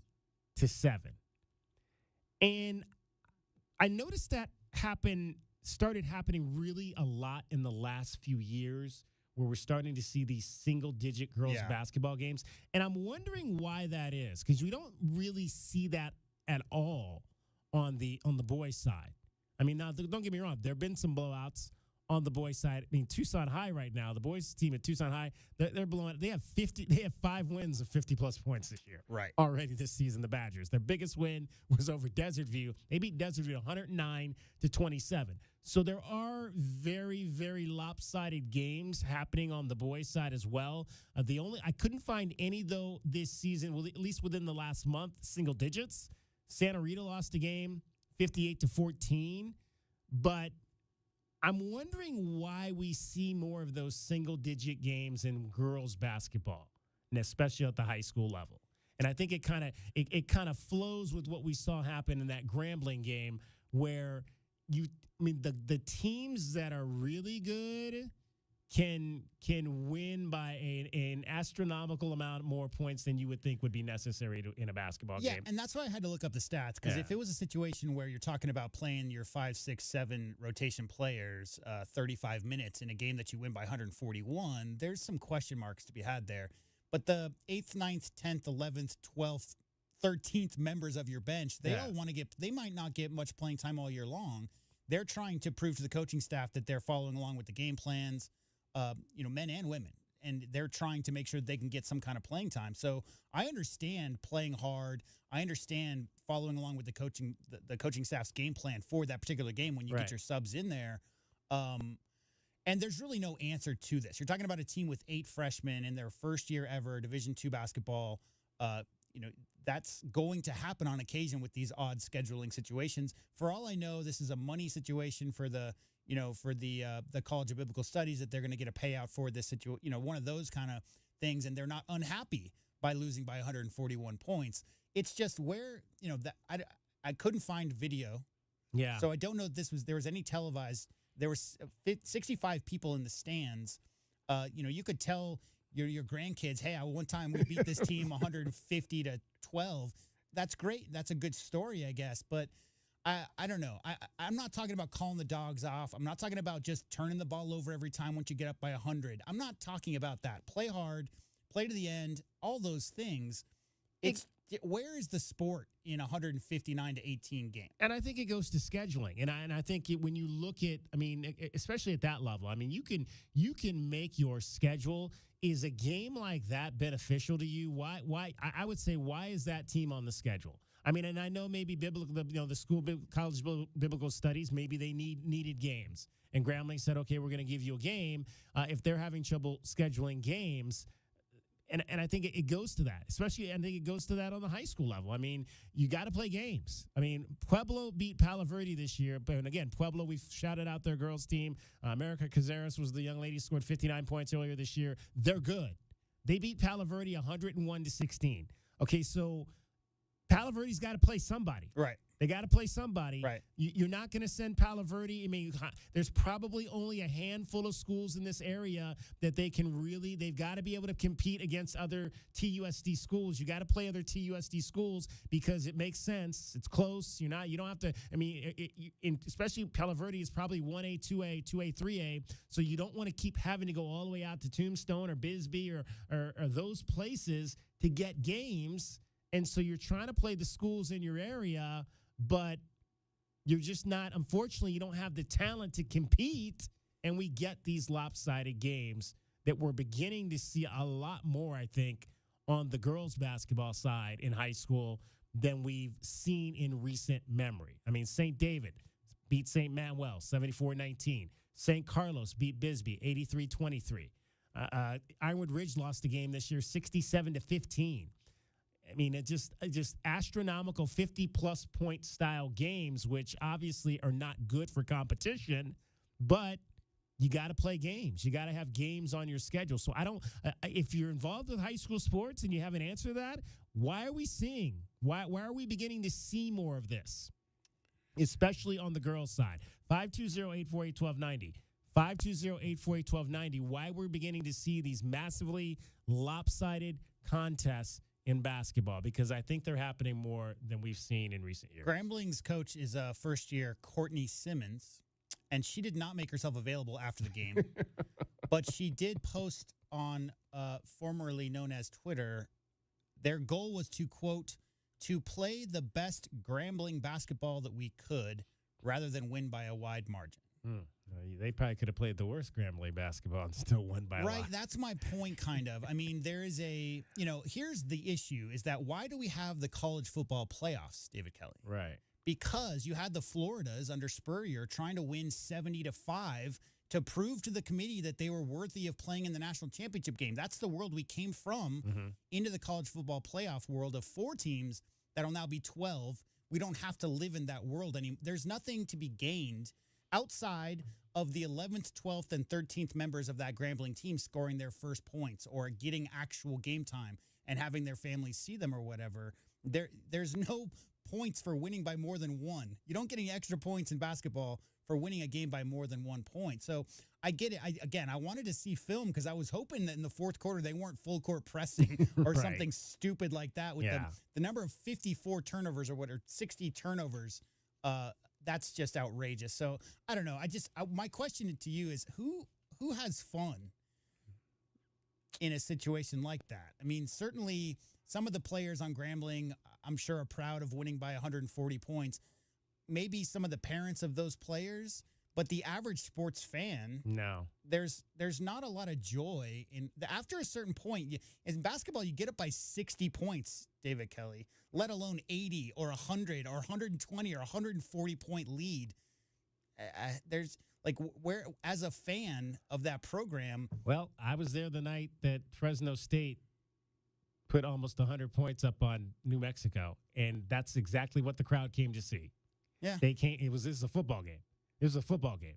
They came to see that night because I forget exactly how it all went down, but this is back in 1991 where I think Fresno State had scored like 70 or something the week before. Right. And New Mexico was coming in, a very bad team. So there had been talk all week that this could be a game where you could get to 100, and that's what everybody in that stadium was there to see that night. They were there to see Fresno State put 100 points on New Mexico. So all 65 people in the building last night to see them put up 158, I guess. No, I don't think that's why those people showed up there last night. But I'm just saying in terms of fandom, that sometimes, that's what people want to come and see history. They want to see something historic, and I don't think, again, that's absolutely not what I think most of those people that were at that game last night were thinking. But in instances of something maybe bigger level, I mean, people would show up to see that if they thought that was a possibility. If they thought that they could go and see Wilt Chamberlain score 100 points, it's history on a team. I get that. Yeah, I was there. I was there the night that the Grambling State women's team won by 141 points. I mean, that's a thing. Yeah, sure. Exactly. All right, 520-848-1290. If you want to dive into any of that, if you're around high school girls basketball and you're seeing this trend, if you've noticed this trend of games where teams are scoring in the single digits and losing by 50, 60-plus points. Why is that happening?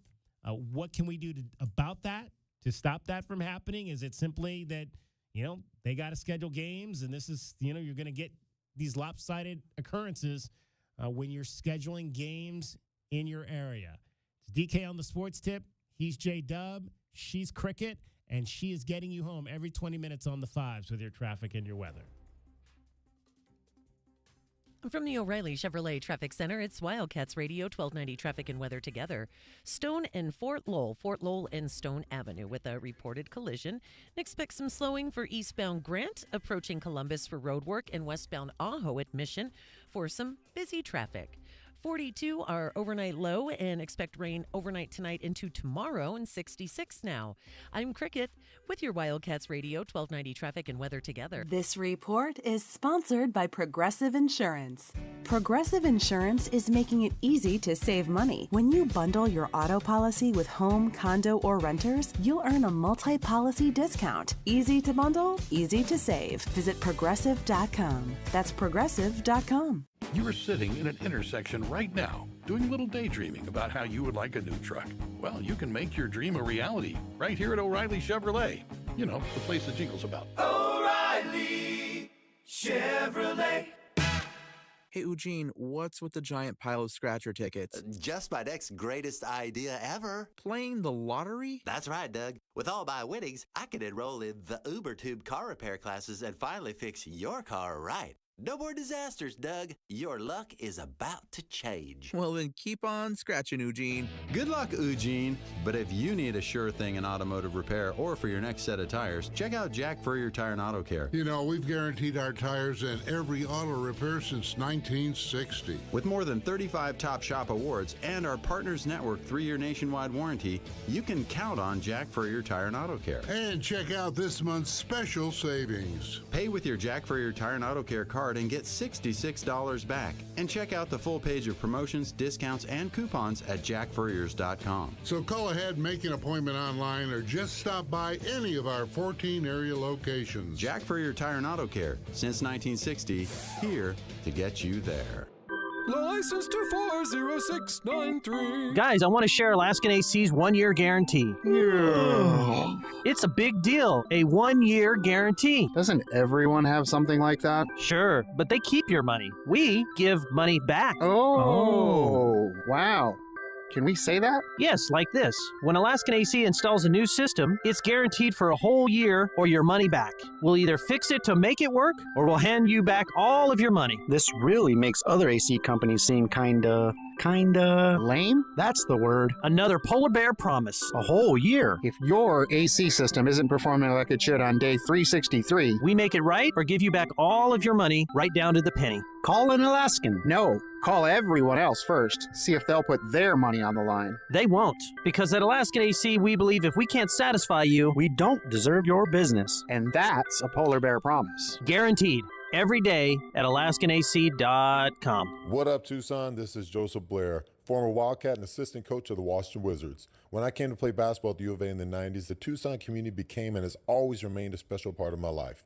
And this is why I proudly joined the Meridian Wealth Management Tucson Advisory Business Council. If you have financial questions or concerns, please be sure and call my friends Natalie or Ruben Fernandez at 719-1433 or visit online at Meridian Wealth LLC. And as always, bear down, Tucson. Advisory services provided by Meridian Wealth Management, a registered investment advisor. Over the years, Lerner Rose helped over 150,000 injured people recover billions of dollars for their injuries and over $1 billion in the last 5 years alone. What does that mean to you when you're looking for an attorney to handle your personal injury case? That means that Lerner Rose is a law firm that not only has experience, but the proven results to recover money for your injuries. The insurance companies know which attorneys won't put up a fight. When you call us, we call them, and they know they have to pay. Lerner and Rowe is the way to go. Call 977-1900. Hi, it's Floyd, the family man with the family plan. Outdated HVAC systems will drive up your electric bill, drain your wallet, and peace of mind. Save now at Goodfellas with no payments or interest till 2024. Get a 30% federal tax credit, up to $2,000 off qualifying heat pumps. Trust Goodfellas. We're locally owned with thousands of 5-star reviews. Good service, good prices, Goodfellas. Visit us at goodfellasac.com to schedule a no-cost estimate. Do you have heart failure and often hear, "Those stomach issues ruined your birthday"? "You're too tired to play catch, Grandpa." Sweetie, you haven't touched your tools since the carpal tunnel syndrome diagnosis. if these seemingly unrelated symptoms sound familiar, talk to your cardiologist and ask about transthyretin amyloid cardiomyopathy, or ATTR-CM, a rare and underdiagnosed disease that gets worse over time. Learn more at connecttoyourheart.com. That's connecttoyourheart.com. Sponsored by Pfizer. The roar of our engines, the pump of our heartbeats, the pedal to our metal, the sparks that ignite us, the pistons that push us, the passions that drive us. From the feelings that move us to the places that pull us on the roads that unite us. With nearly 6,000 stores and over 17,000 auto care centers, Napa has America's largest network of parts and care, here to keep you firing on all cylinders. DK on the Sports Tip on Wildcats Radio 1290. Inbounded to Cunningham, steps to her left, cut off by two players, back outside Gilbert's going to wind up a three-pointer, that's good. And the Wildcats again match their largest lead at 10. Kailyn Gilbert is the leading scorer for the Arizona women's basketball team as she is scoring at a 15-point-per-game clip. This is a young lady, Kailyn, a sophomore. She played just 11 minutes per game last year and was one of the many that considered an exodus. All the other ones did exit after last season. Kailyn went into the portal, thought about it, and decided to come back to the University of Arizona. And now she is the primary offensive threat on this team this year, again, averaging 29 minutes, 15 points a game, 5 rebounds, and 3 assists per contest. But it's interesting because one of the reasons, and if you understand what Adia Barnes has tried to build here over the course of the last 8 years, it's been a program that's based on defense. And that's always been one of this Arizona women's basketball team's program's calling card, is their defense. It's how they got to the national championship game 3 years ago in 2021. They did so defending at a very high level with a group of girls who had been together for a long period of time, led by Ari McDonald, who, again, if you follow me on Twitter, you may have seen the video that I posted a number of years ago of her basically defending this young lady from Oregon State into a 24 or a clock violation.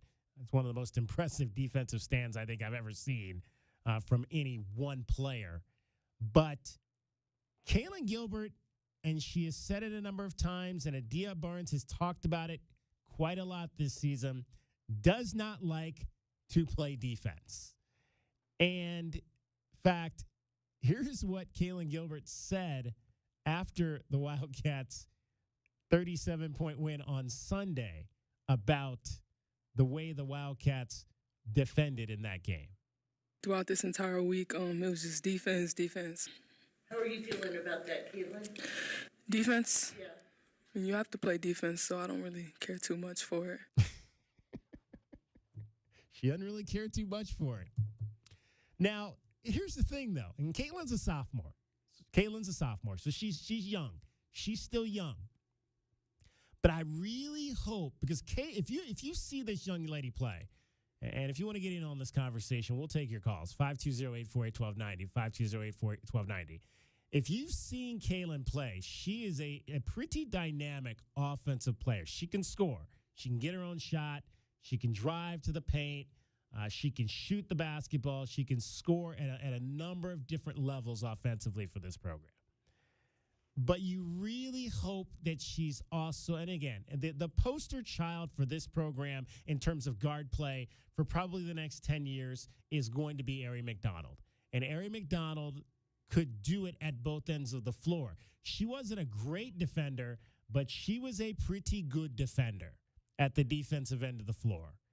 And so I hope that Kailyn is watching some of the video of Ari McDonald. And I ask myself, when I hear Kailyn say something like that, is, Clearly, she does not like defending right now, but I would imagine that as she gets older in this game of basketball, she's going to have to understand that if she wants to be the best player that she can be, if she wants to carve out a career in this at the next level, whether that's in the WNBA or whether that's in Europe or overseas somewhere, she's not only going to have to learn how to play defense, but she's going to have to learn how to love, or at least like, playing defense.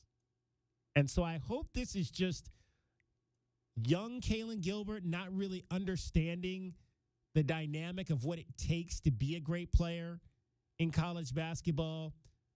And I'm hoping that she learns that over the course of the next 2-3 years that she's suiting up in an Arizona uniform, because I believe she's got the mechanics to be a great defensive player. She's just got to want to do it. It's also tough being a leader on a team, right? You know, it's at 15 points a game, shooting 47% from the three, clearly. And, you know, what is she leading the team in assists? Second on the team in assists. Clearly, most offensive players, offensive-minded players, men, women, doesn't matter, at every level, tend to be focused more on that side of the ball, in my experience. Very rare do you see people, Michael Jordan's a great example of that, who play with as much intensity on both sides of the ball. That's not a common occurrence. James Harden rests a lot traditionally on the defense. Is that a nice so way that of he saying can it? put a lot of effort into his offense. And that's a fairly common thing. But when you want to be a team leader, going out there and giving effort, diving for loose balls even, but especially just little things like boxing out or whatever, or making sure that you understand switches and that kind of stuff, you have to be bought in on both sides of the ball. And especially if you're the best offensive player, the best one-on-one player for that team, so much respect can be earned from that. But my real question to you, DK, is how do you get an Arizona women's basketball jersey on your back if you're not focused on defense? I would think that would be number one recruiting from Adia, going into living rooms saying, hey, by the way, you're going to have to get squatted down in that stance and really care about that side of the ball. Well, I think Adia believes, and we've seen it, that she can turn, players that maybe don't necessarily are not very good defenders, she can turn them into plausibly good defenders, if not great defenders. Yeah. I think that's what she believes. I think that's what she is her calling card, is she can do that. And so when you see a player with the offensive talents of a Kailyn Gilbert, maybe you say, well, that's a player that, let me get her on my team for her offensive ability, and then I'll break her down and make her the defensive player that I want her to be. We'll figure that part out later. Exactly. Yeah. We'll figure that part out later. But here's what I want you to hear what Adia talked about this extensively again today. She's talked about it all season in a number of press conferences, but we got in it with her again today, and I followed up on a question by the great Kim Doss, just because, again, of the comment that you just heard that Kailyn made after the Seattle game. Here was Adia.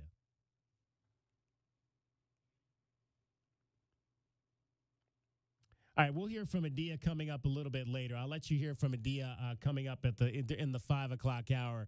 We'll hear what she had to say at the press conference today about Kailyn Gilbert and her defense. 520-848-1290. 520-848-1290 is the number to get in on the program. Let's talk to Paul. You are on Wildcats Radio 1290, DK on the Sports Tip. Hey, Paul, how are you?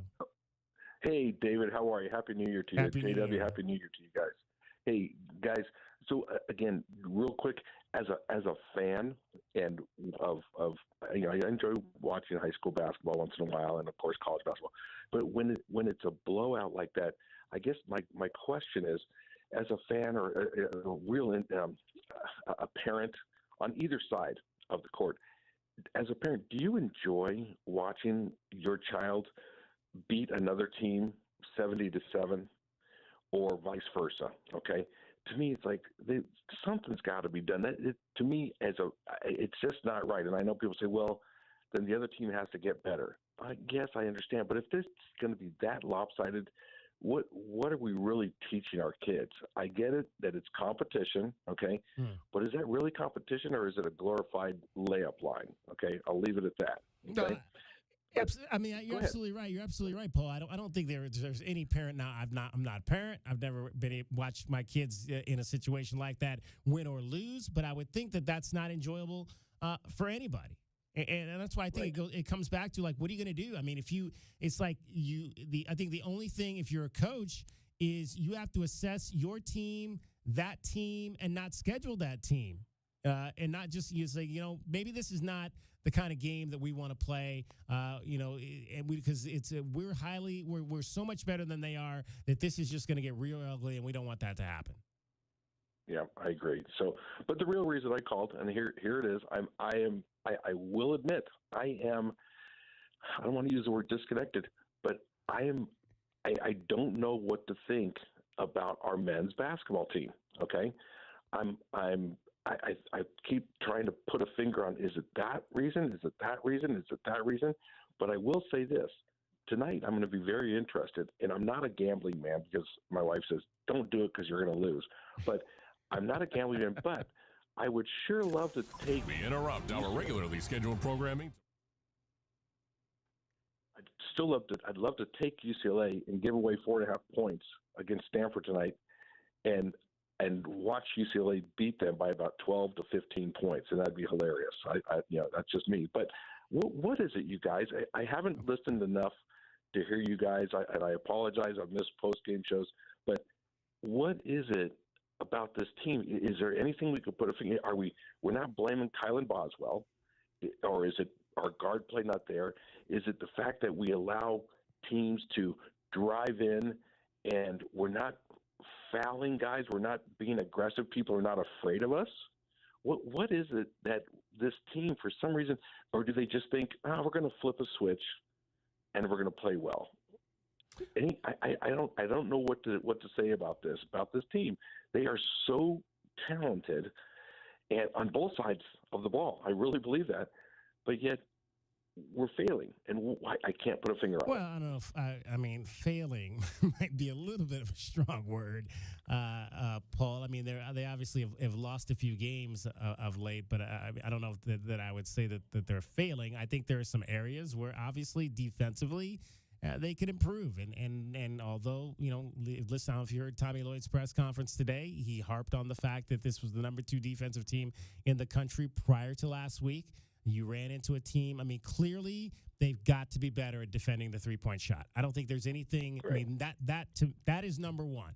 That is number one. We've seen it in a number. It resonated. It finally metastasized itself Sunday because you had a team that can make shots. But clearly those shots have been there for several other teams before that. They just couldn't knock them down. So, again, if you get into a game like that where you got a team that can make shots, this team will put itself in a position to lose. So they've got to be able to defend the 3-point line. I think that's number one. And, again, I've stated the things that concern me. I'd like to see Omar Ballo be a little bit more aggressive defensively at times than he has been. And not because a lot of times Umar is the second level. If you're gonna extend those guys out, and we've seen them extend out and get beat. That's the other thing. Like Kelvin talked about, extend your defense past the 3-point line. Well, we've done that on occasion, and Caleb Love has gotten beat off the dribble. Keyshawn Johnson has gotten beat off the dribble. Well, then your second line of defense is Pella Larson or Umar Ballo. Umar is more of a wall-up guy than a block guy, and guys have scored over him. So maybe he needs to be more aggressive defensively. Right. We've seen Pella, at times get into some early foul trouble because he's still trying to take those charges, which they're calling this year. So there are a number of things, I think, at the defensive end that they could shore up that would make them better moving forward. That's my feeling on it. Well, and failing, you're right, is not the proper word. I guess what I'm thinking is when I see guys with open looks, okay, like Stanford the other night, I'm thinking to myself, wait a second, we're so good athletically. Why are we even considering trying to double to steal the ball, or are we truly getting picked so badly, and we're not fighting through picks or fighting through screens that we can't get out to those 3-point shooters. To me, it's like, guys, play straight up defense, play 5-5, and just stay with your man. If your guy goes to go get a drink of water, just stand there next to him and let's just watch him. Well, that's to me. Am I oversimplifying it? No, Because well, Paul, that's another thing. That's another thing that Kelvin said. That's another thing that Kelvin said. At some point, maybe you don't help. You don't help. You stay with your man. Helping. He said that on Sunday. I mean, that's a very valid point. We have. I truly. I mean, Caleb Love is a good defensive player when he puts his mind to it. Kylan Boswell is a good defensive player when he puts his mind to it. Just guys, nobody, no cheating. No more cheating off your guys. It's great. It looks good if you tip the ball or whatever. But you know what? Play on your man. Let's. I'm looking forward to tomorrow night's game because I have a feeling Coach got through to him and said, if you guys want to do this again, it's gonna happen again. But let's get after it. So I'm looking forward to it, guys. And I appreciate it. And I'm still riding that Alamo Bowl glow. So just for the record, every single time down the court, defenders help. That's what basketball is all about. It's not a matter of not helping, period. It's a matter of knowing when to help, to come off and help. And the situation we're looking at is different schemes for different offensive styles. So you might have seen against Wisconsin, all the defenders went over the top of the screens. They didn't do it as much versus Alabama and this last weekend trip. That's a scheme. And whether or not guys are being left open is if you help too early on a cutter, for instance, and then the secondary help defenders got to take that person's guy who just flared to the corner. That's where you're seeing wide open shots. So it's a matter of understanding when to come off and affect the drives or affect the ability for somebody to get into their shot. I will say this, Paul, sky falling or not, Arizona's 4th in net rankings right now, which means according to the NCAA Tournament Committee, they're a 1 or the number 1-2 seed in the country. So I don't care about losing by 18 points at Stanford. I just care about the bulk. And what I'm looking at, quite simply, is a team that hasn't been home since they played Wisconsin. And since then, they've played Purdue, Alabama, and FAU, and they just went to the Bay Area. So, I mean, this is a team that's been away from home for a long time. I wouldn't get too worked up about it. One game is one game. If they're losing by 18 points to teams that are favored by 10 in February and March, that's a problem.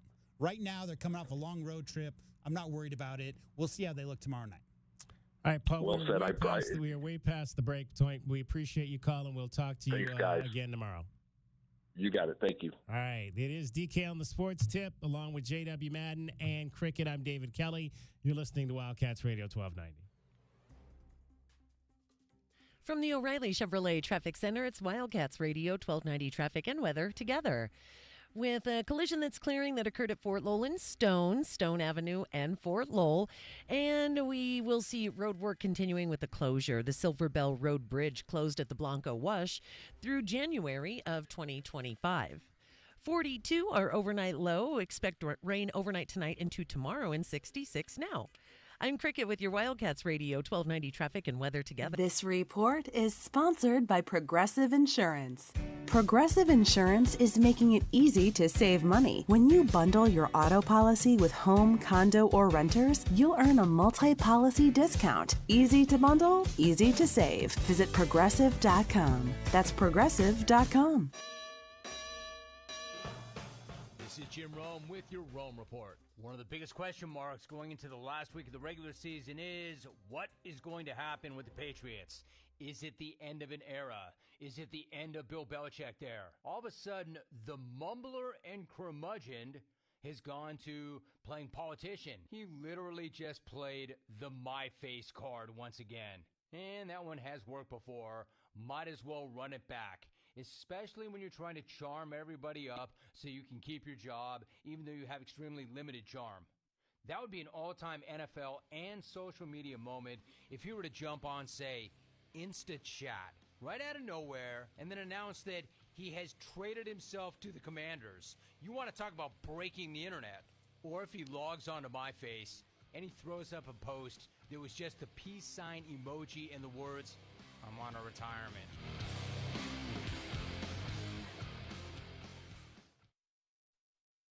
paid actor portrayal. I didn't see it coming. Life can be so unpredictable. After losing my dad, it made me think about my family if something were to happen to me. The mortgage, car payments, and all the other bills. Even things like our annual summer vacation would be out of reach. I had heard about life insurance through Ethos and how easy it was to get coverage. They were right. I knew it was time to stop putting it off and get life insurance right now. I got on my computer and went to ethoslife.com. In just 10 minutes, I was covered. And boom, family protected.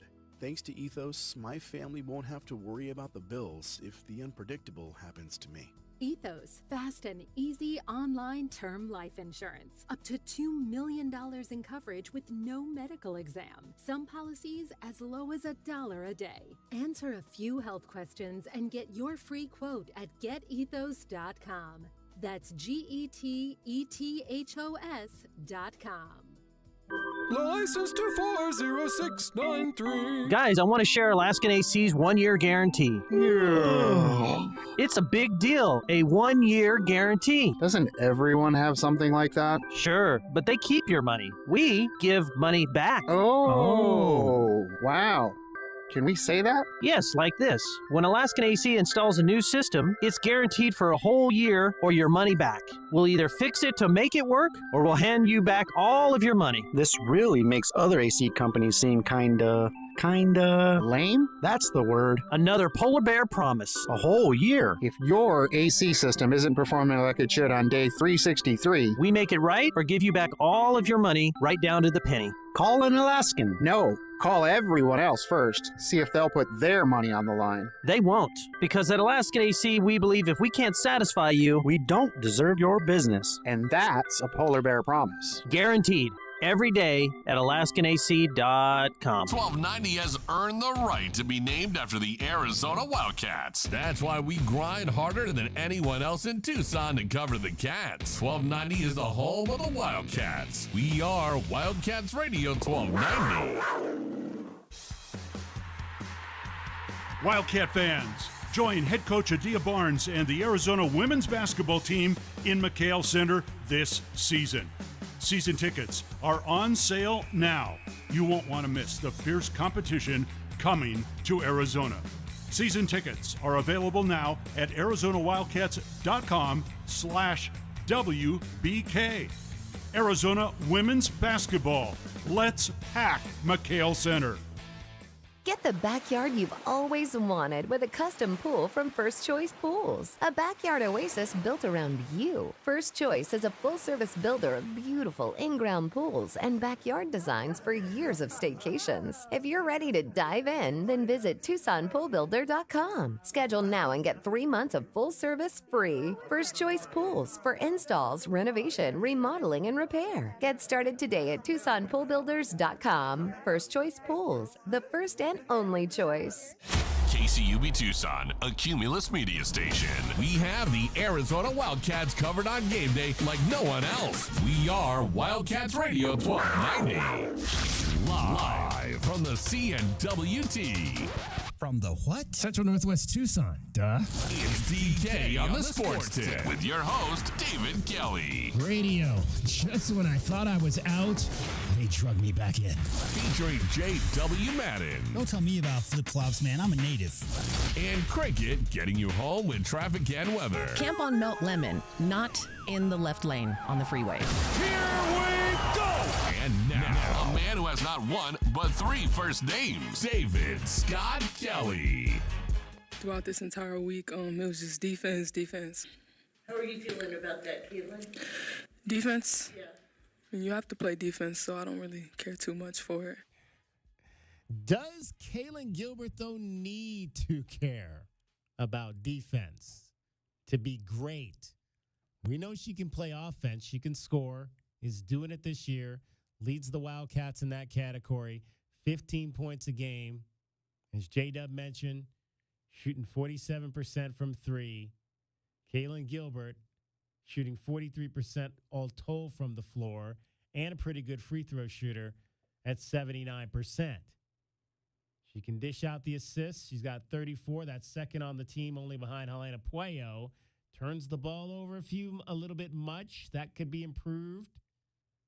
40 turnovers in 13 games thus far. She's clearly an offensive threat. The question is going to be, as her career goes on here, and especially as we now get into what is going to be a very difficult Pac-12 schedule for Arizona women's basketball, can Kailyn Gilbert become a defensive dynamo for this team? Can she even just begin to marginally like defense for Arizona to get to not only where this team wants to be, but to get to where she wants to be as a player? You heard what she had to say. Let's hear what Adia Barnes had to say about it today at her weekly press conference. Kailyn, I mean, what do you have to say about she's doing things she doesn't want to do, basically. Like play defense. Right. But, Yeah. Passing and all of that. Yeah, but she not doesn't want to, didn't know how to. Yeah. About her development in those areas, doing things she doesn't know how to do or that she doesn't like or whatever. Yeah, I think that players have habits. Like, Brea's never guarded on the perimeter until this year. So I think as a coach, you have to extract those things. I think that you don't. Like, I think what's hard, too, is funny. So let's say Kailyn here. So we develop and we work and we get players better. I think it's hard as a coach. You do that and someone leaves and you see all the stuff you worked on for them. And that's hard sometimes because there's some things you develop a player. They don't walk into your program like that if you're a program that develops well. And then they leave somewhere and you're seeing all the stuff you worked on. It would be like, for instance, Kailyn leaving and then she's defending now. So we started that and that was our work. So Kailyn doing that, it's making her a better player. And I think it was just opening her mind and her eyes to say, this is really good, but you're excellent when you do this. And it takes a long time because it's 18 years of habits. And I think that she's always been the player that scored like 40 points and didn't really have a strong group around her. So I think she's seeing that I can be more efficient with this and have the same points, but I can do X, Y, and Z, and our team can win. And I think her team is really poured into that, encouraged that, and she's becoming a better player. I mean, she was atrocious defensively last year. And she would say, I don't want to play defense. And I said, well, if you want to be a good player, you can't just play offense. Good players play offense and defense. And so I think, and she's capable. She's athletic, she's explosive, she's strong. So getting her to see that, and she's seeing the success, and it's paying off. I mean, you see player of the week and stuff. And we're talking about a player that played 5 minutes a game last year. So I think she's put in the work. She's seeing the benefit. She's seeing how she's becoming a better player. She's getting recognized for that. So when you receive those things, I think you're more confident in those things, and you try to do them better. Vocal, though, disdain for defense, which she expressed again in the press conference the other night. Do you need her to fall in love with it for her to be the player that you want her to be eventually? I need her to fall in love with it if she wants to be the best player she can be. And that's on her. Like, I can't make you, like, you can't make me love coaching. There's some things about coaching I don't like. There's some things I love. That's my job. And I think any job that you're not going to do everything you love. Do I love the transfer portal? No. But do I like it? Yeah, I like it sometimes because you can get good fast. Do I love it when you put in work for players, you made them better leave? No, I don't love that. But that's the job, and that's what you have to do. So she has to buy into it like she is now to be a better player. So it depends on what you want to do. But I think that great players want to be good at everything. They want to be taught. They want to learn daily, and I think she's at that point. Does she love going out and guarding full court? No. I mean, who in the world loves, besides probably Ari, loves defending as much as play offense? But it shows in your game. Because I'm telling you right now, if Shayna Pellington had that same mentality as Ari, she'd have been like the best guard in the country by far, hands down, probably a #1 pick. Yeah, we show Kailyn, we show our desire for that. Because I think that there's not a lot of players that can defend. I think you want the identity of your team to be how you want it. So if you look at when we went to the championship, we didn't have, Ari was a good defender, but Ari wasn't great. She was out of position a lot. But she was fast and athletic, so she could make up for it. But we didn't have like a great one-on-one defensive team. We had a system, we had buy-in, and it took us to a championship. We couldn't score really like that. Ari could score, but everybody focused on her. We didn't have just like 4 shooters on the perimeter. We had a couple, but Sam wasn't going to take more than like 7, 8 shots. So I think that you buy in, and I think that toughness and defense, and not a lot of people can teach defense. Like you can teach someone how to space a little bit better on offense. And I think that was our identity. So Kailyn's capable of being a really good defender. And I think she's getting her mind, so you'll see it at times. But for her to complete her game, you have to play on both ends of the floor because in the pros, you don't play actually, Sam made a team just because she can play defense. And she was a good passer. She didn't make the team because she was scoring. You have Diana Taurasi and all those other people scoring. So I think it's valuable when you learn man-to-man defense, and it'll help you. And it helps you become a better player. And I think the misconception is, like, we work on offense. We were one of the most efficient offensive teams in the country last year. We averaged 70-something points. This year, we averaged 70-something points without shooters. So that would tell you right there, we don't need to work more on offense. But if you're not able to guard a pick and roll, if you're not able to play defense without fouling, you have to work more on defense. Because we're not a team that's going to score 90 points a game. That's not our personnel. So I think that we have to be able to limit teams, especially at home. If we don't keep, Utah, if we let them score 70, 80 points, we're not going to win.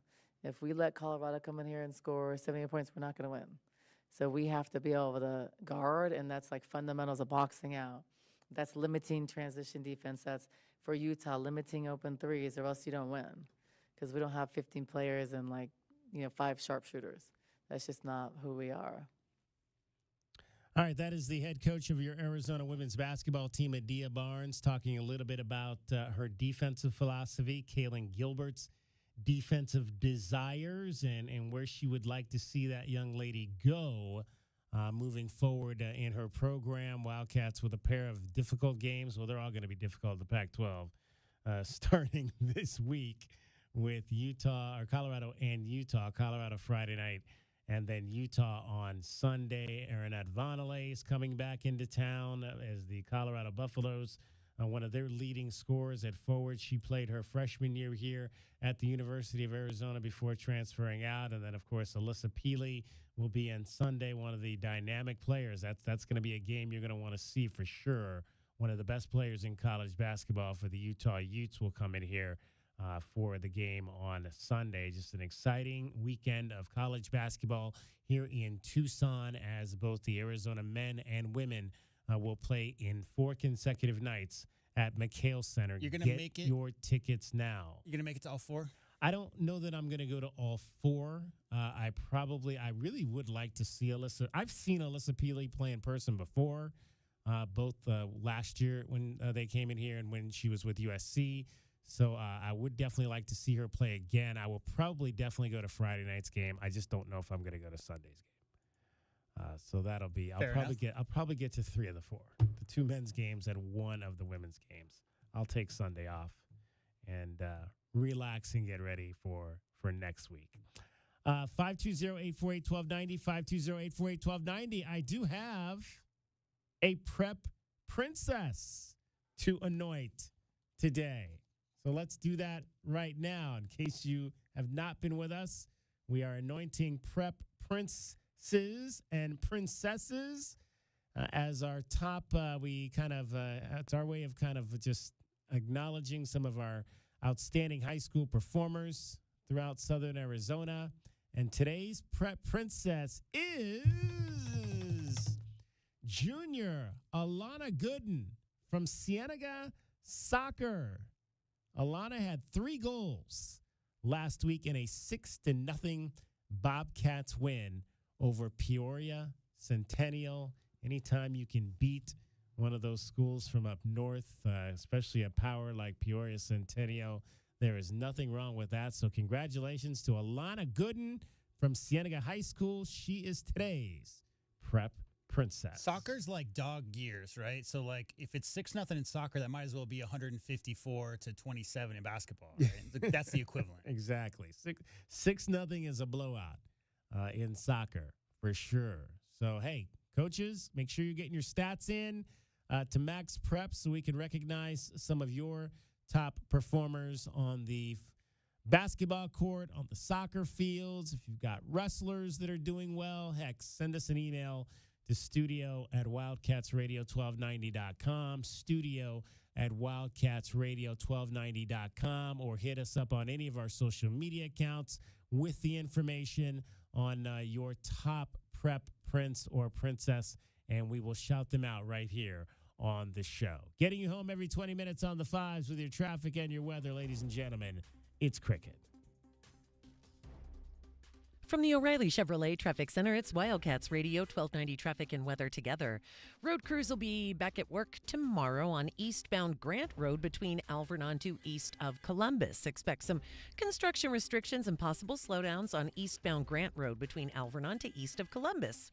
Expect rain overnight tonight into tomorrow with 42 the low and 64 now. I'm Cricket with your Wildcats Radio 1290 Traffic and Weather together. This report is sponsored by Progressive Insurance. Progressive Insurance is making it easy to save money. When you bundle your auto policy with home, condo, or renters, you'll earn a multi-policy discount. Easy to bundle, easy to save. Visit Progressive.com. That's Progressive.com. Wildcat fans, join head coach Adia Barnes and the Arizona women's basketball team in McKale Center this season. Single game tickets start as low as $17 and are available for purchase now. You won't want to miss the fierce competition coming to Arizona. Tickets are available at ArizonaWildcats.com/WBK. Arizona women's basketball. Let's pack McKale Center. Here's an important message from University Termite and Pest Control. The weather is getting cooler here, and so rodents will be seeking alternative housing. Do you need a professional? Call University Termite and Pest Control, 886-4146. They've been serving Tucson since 1974. You can be assured University Termite and Pest Control will keep you pest-free using the most responsible products and application methods. 28 school districts, 3 hospitals, 2 colleges, 1 university, and thousands of homeowners trust University Termite and Pest Control. You can too. Call University Termite and Pest Control today at 886-4146 or go to bepestfree.com. Terms and conditions posted at textplan.us. Texting enrolls for recurring automated marketing messages. Message and data rates may apply. Reply stop to opt out. Terms and conditions apply. Visit ISSA online for details. Tired of the 9-to-5 grind? Looking for something different that's flexible, fulfilling, and pays well? How'd you like to get paid to work out? Now you can with ISSA, the global leader in personal fitness certification. There's a huge demand for certified personal trainers right now. And once you get ISSA certified, they guarantee you'll get a job. Trainers can make as much as $200 an hour. Yes, I said $200 an hour. And with ISSA, you can be certified in as little as 4 weeks. Just text BENCH to 323232 now to get started for free. You do everything at your own pace and 100% online. Pursue your passion in specializations like yoga, nutrition, or strength training. Live life on your terms. Get certified and train like you want. Start your own business, work at a gym, or make health and fitness your side hustle. Whatever works for you. Just don't wait. Get started today and be certified in as little as 4 weeks. Just text BENCH to 323232 right now to get started for free. Text the word BENCH to 323232. Text BENCH to 323232. Hey, Scott Lehman here from Premier Auto Center. Check out this month's Wildcats Radio 1290 Community Calendar powered by Premier Auto Center. Visit the Wildcats Radio 1290 Community Calendar at wildcatsradio1290.com to find out what community events are coming up in the Tucson area. You can also find Wildcats Radio 1290 events, upcoming sporting events, and more. Get the details and get involved with our community at wildcatsradio1290.com. I'm Scott Lehman, and I'm a dealer for the people. At Right Way, our team wouldn't last 5 minutes against the Wildcats. But when it comes to great service and your home comfort, well, that's a slam dunk. Whether it's heating and cooling, water heaters, or a block drain, give us a call today and let us win the game for you. Or visit www.rightwayac.com. Right Way Heating, Cooling, and Plumbing is proud to be an official sponsor of Arizona Athletics. Right Way Heating, Cooling, and Plumbing. If it's worth doing, do it the right way. Don't go through another year with that awful joint pain. Call QC Kinetics right now and make 2024 the year you are back living normal life again. Hey, it's David Kelly. QC Kinetics can give you your life back. They are the nation's leader in regenerative medicine. These are all natural treatments that can repair and restore that damaged tissue, giving you pain-free movement once again. If you've got pain from an old injury or pain associated with arthritis, you need to check this out. The future of medicine is here. Regenerative treatments from QC Kinetics. Make the call now so you can get the most out of this next year. Get back to doing what you love. And don't forget, you can use your HSA and your FSA. All those funds can go to QC Kinetics. Call them for a free consultation. 2 locations here in Tucson, off of Academy, off of Orange Grove. 520-497-4955, 520-497-4955, QC Kinetics. And Doug. Hey, listener. Welcome to Limu's Karaoke Lounge, where Liberty Mutual customizes your car insurance so you only pay for what you need, and the music never stops. Hit it. There's an emu with a full-time job. His partner's Doug, but Limu's the heartthrob. Grubs and worms, that's what Limu eats. Gotta fuel up to save you money and hit the streets. Only pay for what you need at libertymutual.com. Liberty, liberty, liberty, liberty. Can it be a blessing in disguise, having other guys try to find their space or no? Yeah, I mean, and he'll never say it, but I think he needs a couple games too. He has had a lot on his plate this season with me and Brad being out, and it's our job to take a lot of pressure off him and playing in the high 30 minutes every night isn't what we need at this point in the season for me. Everything's an adjustment when you're missing players, so we'll find a way. We do. I trust the guys in here. I trust the talent and the IQ of the guys to be able to pick things up quick and just to adjust to the circumstance that we have. DK on the Sports Tip on Wildcats Radio 1290. Devin Booker's Sun season continues tonight at the Footprint Center at 7 o'clock. It's the Suns and the Los Angeles Clippers. Booker comes in averaging 26 points, 5 rebounds, and 8 assists per ball game. Kawhi Leonard and the Clippers are 20-12. They have a 2.5 game advantage on the Suns in the Pacific Division. Kawhi at 24 points, 6 rebounds, and 4 assists on the season. Clippers are a 4.5 point favorite in that game. It is on local TV. So you know the story there. If you have Cox, you can watch it. If you have Xfinity like me, you cannot, as that whole thing still has not been resolved. And we are now 33 games into the season, well over a quarter of the season gone. Who knows if Xfinity will ever get the Suns games this season. Also, right now, Bucks Pacers again. They play, seems like they play every single night. Yeah, they're already in the first quarter. They just played a couple of days ago. Obviously had that whole Giannis taking the ball away thing 2 weeks ago. They also played in the in-season tournament against each other to get to the finals. So they've been playing a lot lately. If that's not a rivalry, I think it is now. I'm sure they'll probably find a way to end up playing in the playoffs, right? Yeah, it seems like, Bobby Portis Jr. is on that Bucks team. He's a little contentious when he's out there on the court looking to stir things up a bit. So, yeah, I mean, it seems like the last few times they've matched up. Ben Mathurin, if you didn't see it, Benedict Mathurin at the end of the last game, Tyrese Halliburton had the ball as the clock was winding down. And Ben went over to him to try to get the ball from him before the game ended, TK. And I don't know. I don't think anybody really knows exactly what Benedict Mathurin's intentions were at the time. But some people have speculated maybe he was going to throw the ball at Giannis or something to that effect. But it looked pointed that he was going to take the ball. The point guard traditionally holds the ball as the clock is winding down. You got a 12-point lead and the game's over. But, yeah, there's definitely a little bit of bad blood there between those two teams. Wow. That's fun to see. Fun to see those rivalries in college or in NBA basketball at this time of the year. All right, if you listen to the top of the show, our intro every hour, you hear that we term ourselves located in the CNWT, which is Central Northwest Tucson, and a staple of Central Northwest Tucson has closed its doors. We are located on Roger Road, just a little bit west of Oracle, and there is a restaurant. Fast food restaurant that sits at the corner of Oracle and Roger Road known as Pollo Feliz. Well, Pollo Feliz has shut their doors. I mean, I don't know if you ever ate at Pollo Feliz, but let me tell you, that was some of the best. I guess you could consider it fast food because it was a fast food Mexican restaurant, but that was some of the best chicken that I think I've ever tasted from a fast food restaurant. What they served out of Pollo Feliz. Feliz Navidad. I think it's I think it's Portuguese. Chicken Mary or something. It's happy, yeah. Happy so chicken, happy happy chicken. Yeah, Pollo Feliz. Feliz. So thank you for correcting me. 'Cause No, I'm no, sure we'll get lots of. I am not the last person. I'm the last person to help you out with pronunciation in other languages, but I think it's. Did you ever eat a Polo Felice? Yeah.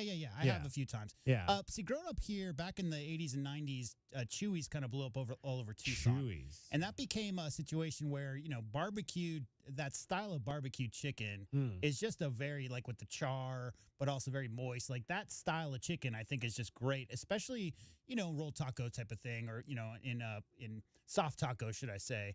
But yeah, I definitely have had chicken from Pollo Feliz a few times. Yeah. Yeah, good stuff. I mean, I remember when I first came to Tucson and I was working out of here with IMG on Wildcat radio broadcasts for road games and whatnot, and I would come here, and that was always my halftime stop. Is like, okay, as soon as I got done with the pregame, I would go over to Pollo Feliz, get me some chicken, come back here and eat it before the game or during the game or whatever not. Just great stuff. And I was shocked to see that about a week and a half ago, 2 weeks ago, that they had shuttered. And now it says that there's going to be a new restaurant called Chicken Nuevo. Now, I've never eaten. Have you ever eaten a Chicken Nuevo? I don't believe never so. eaten a Chicken Nuevo. I don't think so. So I cannot tell you what Chicken Nuevo Is all about. Is that a Gus Fring joint? Gus Fring? Yeah, he's the bad guy from Breaking Bad. He had a bunch of chicken spots. Well, I don't know. But apparently there was some shenanigans going on over at Pollo Feliz, and that might be the reason why their doors have closed. Apparently there were 3 workers at the restaurant who were trafficking in stolen property, according to the Arizona Daily Star. Yeah, it says, quote, reselling items stolen from nearby businesses. So I don't think there's anything that isn't nailed down around this building that you could fence. Certainly, nobody needs a giant radio tower. No. But, I who don't knows? think so. I mean, stolen property, including tools, clothing, shoes, diapers, electronics. So, yeah, not good for the 3 people involved in that whole thing. The restaurant is now closed, and that was the last. I think there may be one other additional one down on the south side. There used to be a Pollo Feliz over on Broadway, which was close to where I lived, and so I sometimes would frequent that one, but that one closed a number of years ago. It's now a Filiberto's. This one obviously is now closed and going to be a Chicken Nuevo, but I believe there might be another one remaining down on the south side. So if you're a lover of Pollo Feliz and you want to get in on this part of the conversation, please do so. 520-848-1290, 520-848-1290. I was sad. I'd actually, as much as I loved it, I'd actually only eaten there once, I think, since I returned to work here in June. I went there, I think, one day during the summer, maybe twice. I said this last week. You were asking about clubs deviate and whatnot, and I said that being a long time, 40-plus year, been around this city, I've noticed a lot of businesses come and go pretty regularly, and to me, that has everything to do with there being only so many mouths, right? And every other business seemingly is a restaurant or a bar or something to that effect. And so, having worked in the restaurant bar industry myself for 12, 15 years of my life, it's always sad when you see chains come and go, right? Yeah. You're going to try to get a foothold. Some chain from Texas or California tries to get a foothold in Southern Arizona. Doesn't work out because there's already competing businesses here. That's fine. But mom and pop type of, spots that open up here and there and somebody's got this great idea for a new menu or whatever, I always feel bad when those businesses aren't successful and move on because it's so hard in this market. I mean, I don't have the numbers in front of me, just what I've seen with my own eyes, how many businesses tend to come and go. And so, unfortunately, that situation with, stolen goods out the back, never a good idea. But I feel bad when businesses that aren't the giant chains close down regardless. Pollo Feliz started in Mexico, actually, down. It was a Mexican restaurant chain that expanded here to the United States. Some of the folks that opened the ones here in Tucson were relatives of the people that started the company in Mexico, and so they tried to keep it going here in the United States and make it a conglomerate. And I think at one point they had over 100 stores throughout the Southwest, but slowly closing down apparently here in southern Arizona. Maybe it's just a good excuse for her to learn how to make really good chicken on your I barbecue mean, grill. that chicken was so good. And they had not only good chicken, but their rice was really good. They had the best corn on the cob. Oh, my God. Their corn on the cob was so buttery. Oh, I used to love that corn on the cob from Polo Feliz. Good stuff. Rest in peace, Polo Feliz. Sad chicken. Yeah, sad chicken. What's the word for that? I don't know. I'd have to look it up. Okay, we'll come back with that. Let's hear. Okay, so after Tommy Lloyd spoke, there was a player that spoke today. So let's get to your Desert Diamond replay. And now, the best thing you will hear all day. Hachi-machi! It's time for the Wildcat Radio Replay. In case you missed this earlier in the day, we now bring you the best of 1290. It's made possible by Desert Diamond Sportsbook, Arizona's best bet. We just spoke with Tommy, and he seemed a little spicier than maybe we're used to. Was he any different for you guys this week? This is Jaden Bradley, by the way. Just trying to pick us up. As y'all know, he had a tough loss, on the road. So the biggest thing is just not feeling sorry for ourselves, and coming back out tomorrow with energy and fire and ready to play. Is it easy to move past a game like Stanford, or does it linger a little bit? I think it definitely lingers, but we all want that game back. It's a game that in our hearts Stanford came out to play, we weren't ready, but if we let that linger, it could cost us down the road. So we gotta put that behind us and take that one on the chin and get ready for tomorrow. Earlier in the season, Tommy had said that you were dealing with some sort of a foot injury. How's that going right now? Yeah, it's doing better. Been doing a good job, maintaining it throughout practices and doing extra treatment. So it's doing well. Yeah, it was like a little turf toe on my foot, so it's good. When do you think you felt to where you could do everything still on the court and it wasn't limiting you?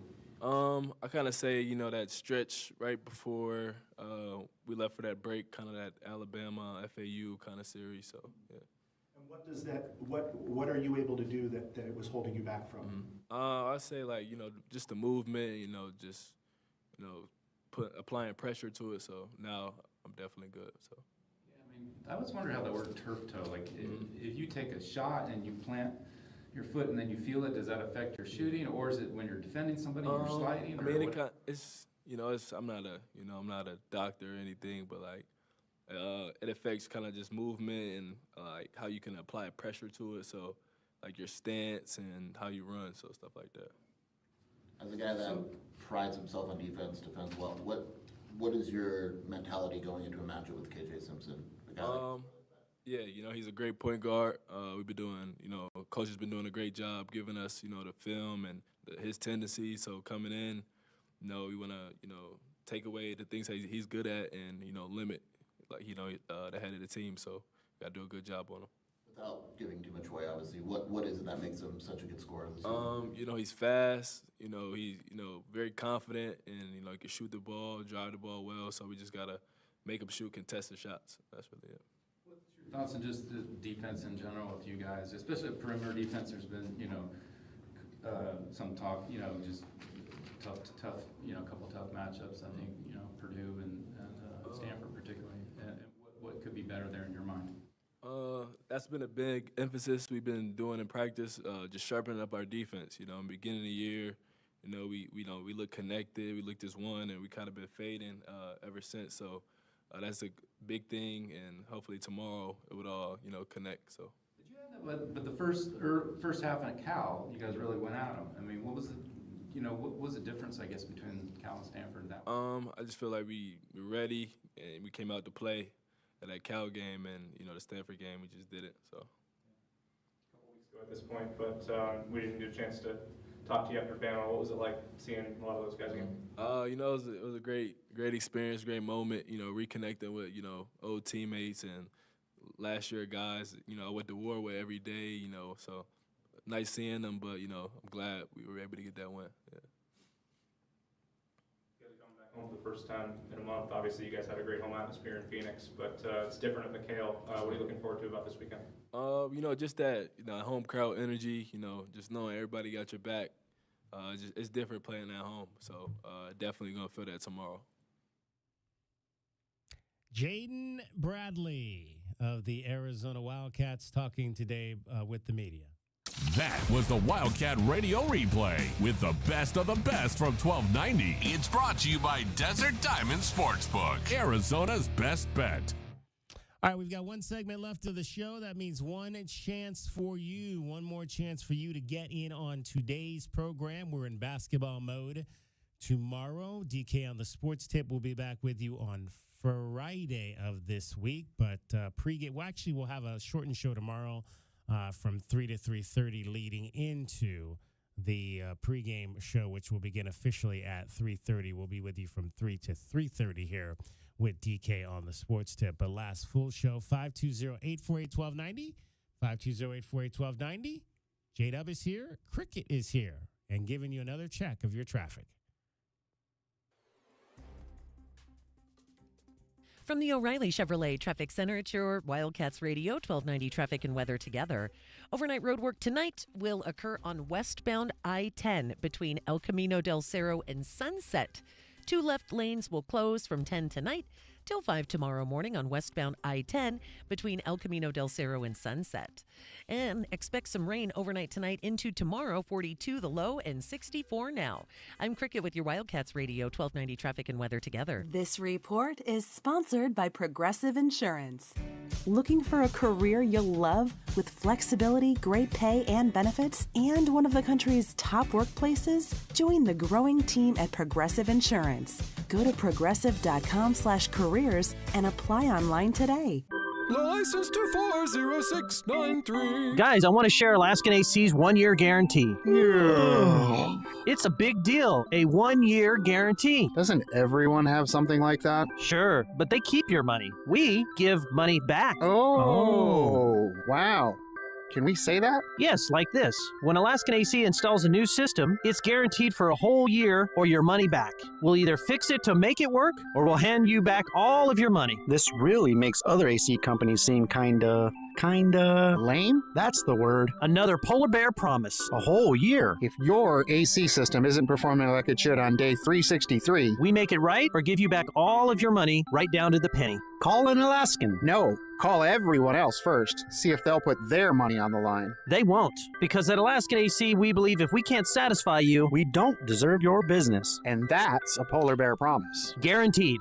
Every day at AlaskanAC.com. This is a special alert to all Americans who own a vehicle with less than 200,000 miles, with an auto warranty about to expire, or with no warranty coverage at all. Due to a decline in the economy, CarShield is announcing a low-cost, month-to-month vehicle protection plan that is now available to the public to save any driver out-of-pocket expenses on future auto repairs. Call now to find out how you can pay almost nothing for covered auto repairs. Yes, you heard that correctly. Pay almost nothing for covered auto repairs. An open phone line has been established for all drivers to call for a free quick quote. Call 800-736-6158 now. Drivers who are covered will not have to pay for covered repairs again. This protection plan is at an all-time low. Additionally, drivers who activate this vehicle protection today will also receive free roadside assistance, free towing, and car rental options at no additional cost. Call us for your free quick quote today. 800-736-6158. That's 800-736-6158. What do you have to lose? Call 800-736-6158. Again, 800-736-6158.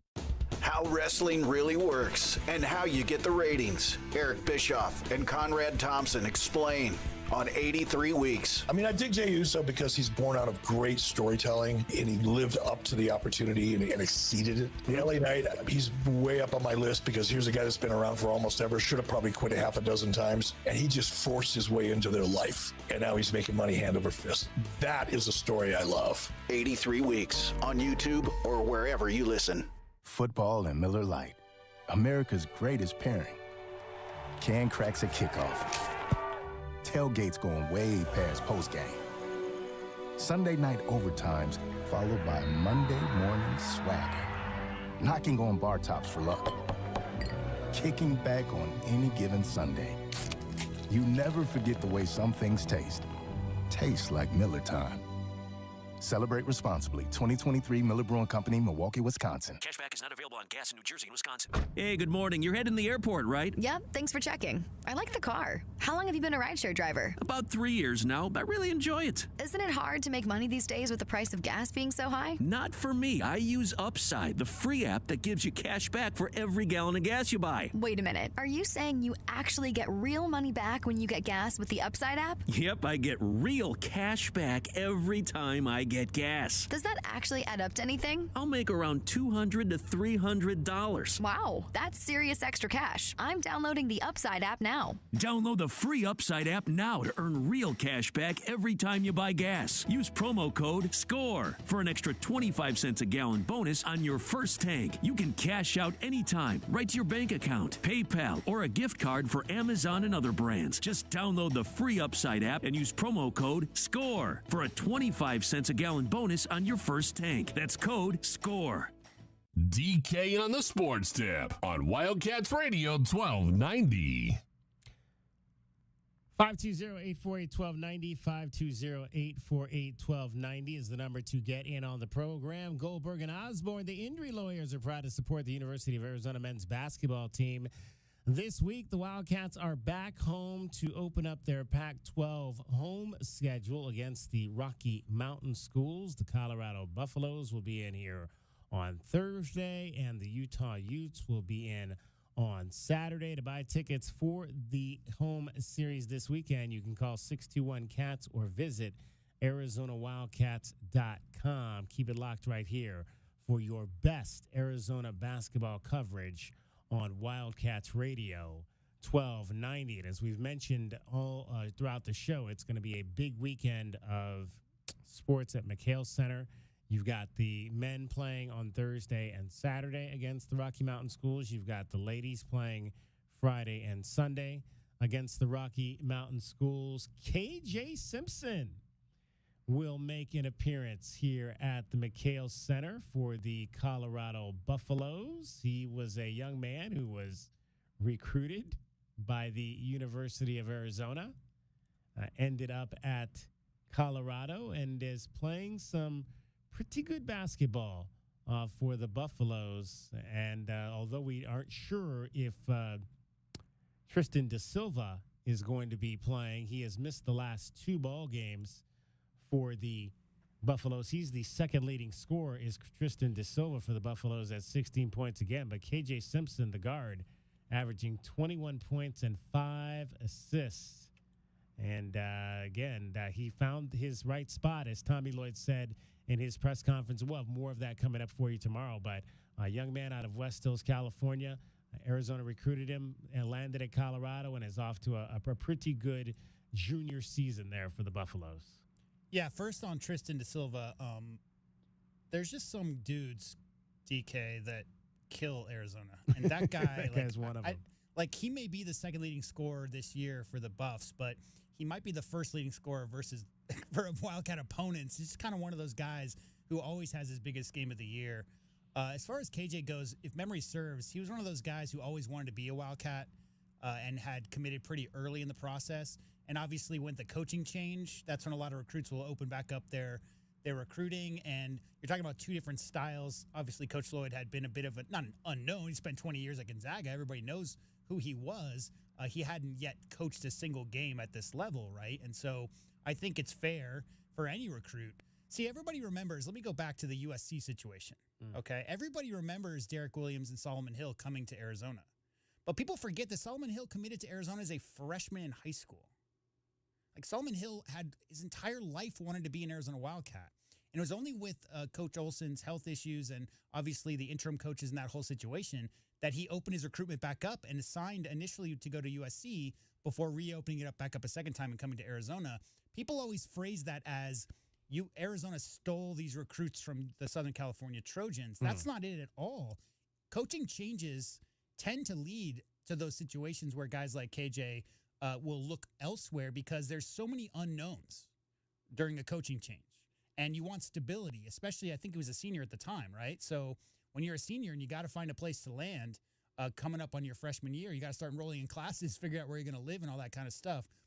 I don't think there's bad blood. And obviously you just wish the young man nothing but the best. it's just an unfortunate situation where somebody wanted to play for a university, or even maybe I don't honestly know the full situation. Maybe he just wanted to play for Coach Miller. I don't know that full situation. I do know that with Solomon Hill, he wanted to be an Arizona Wildcat, right? So some guys, it just doesn't work out. Coaching changes happen, not as regularly around Tucson as it does some other places. How many coaches have actually been the head coach of that basketball program for the past 50 years? Not many. But yeah, with KJ, you just wish him nothing but the best. I'm glad he found a spot in the conference so that he can go back and, play in front of his family. Absolutely. And playing very well, shooting the three very well this season. Had averaged only about 26% his first 2 years, shooting 47% from behind the arc this season is KJ Simpson. And again, we mentioned Tristan Da Silva dealing with an ankle injury.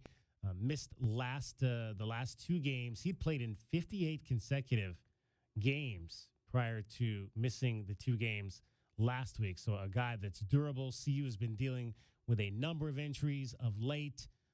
Bangkok Dak has missed some games. One more time.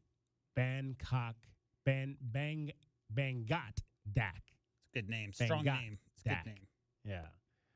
Cody Williams, their outstanding freshman, has also missed a few games with an injury, and R.J. Simpson has had an injury as well. So they've been playing without some of their top players, but still finding ways to be successful and win games. And we mentioned again the men's team, the women's team, who all they've done this year is beaten LSU and the defending national champions, and they come in here at 11-1 and ranked number 5 to come into that game against Arizona on Friday night. And how about the Pac-12 on the women's side? Crazy. You've got number 2 UCLA, who's got a first place vote. South Carolina, of course, remains number 1. And then it flips between North Carolina State and Iowa for 3 and 4, depending on which poll you're in. But Colorado is number 5. Stanford is number 8. USC is number 9. This is in the AP poll. Then you've got Utah at 15, and that rounds out the Pac-12 schools that are currently in the top 25. So basically, all of the ranked Pac-12 schools right now are top 15 and higher in the Pac-12 conference for women's Baylor, basketball. Kansas State. Yeah, looks like those are next year's opponents. Right. There's a couple of more in there, which will be a part of that. Yeah, I mean, I think we come to expect the Pac to have the bulk of the women's side in the rankings. I mean, there's been few years in my life, DK, where there wasn't 2 or 3 top 10 ranked women's basketball programs every single year. But this year, it seems like it's exceptionally deep in the last year of the conference. Going to be fun. And Dia Barnes, another thing that she said today is that it's critical. It's going to be critical for this team to be able to win their home games because it is, you heard, Kelvin talk earlier this week about, hey, the men went on the road last week and got a split. It was a disappointing split, but you'll still take a split.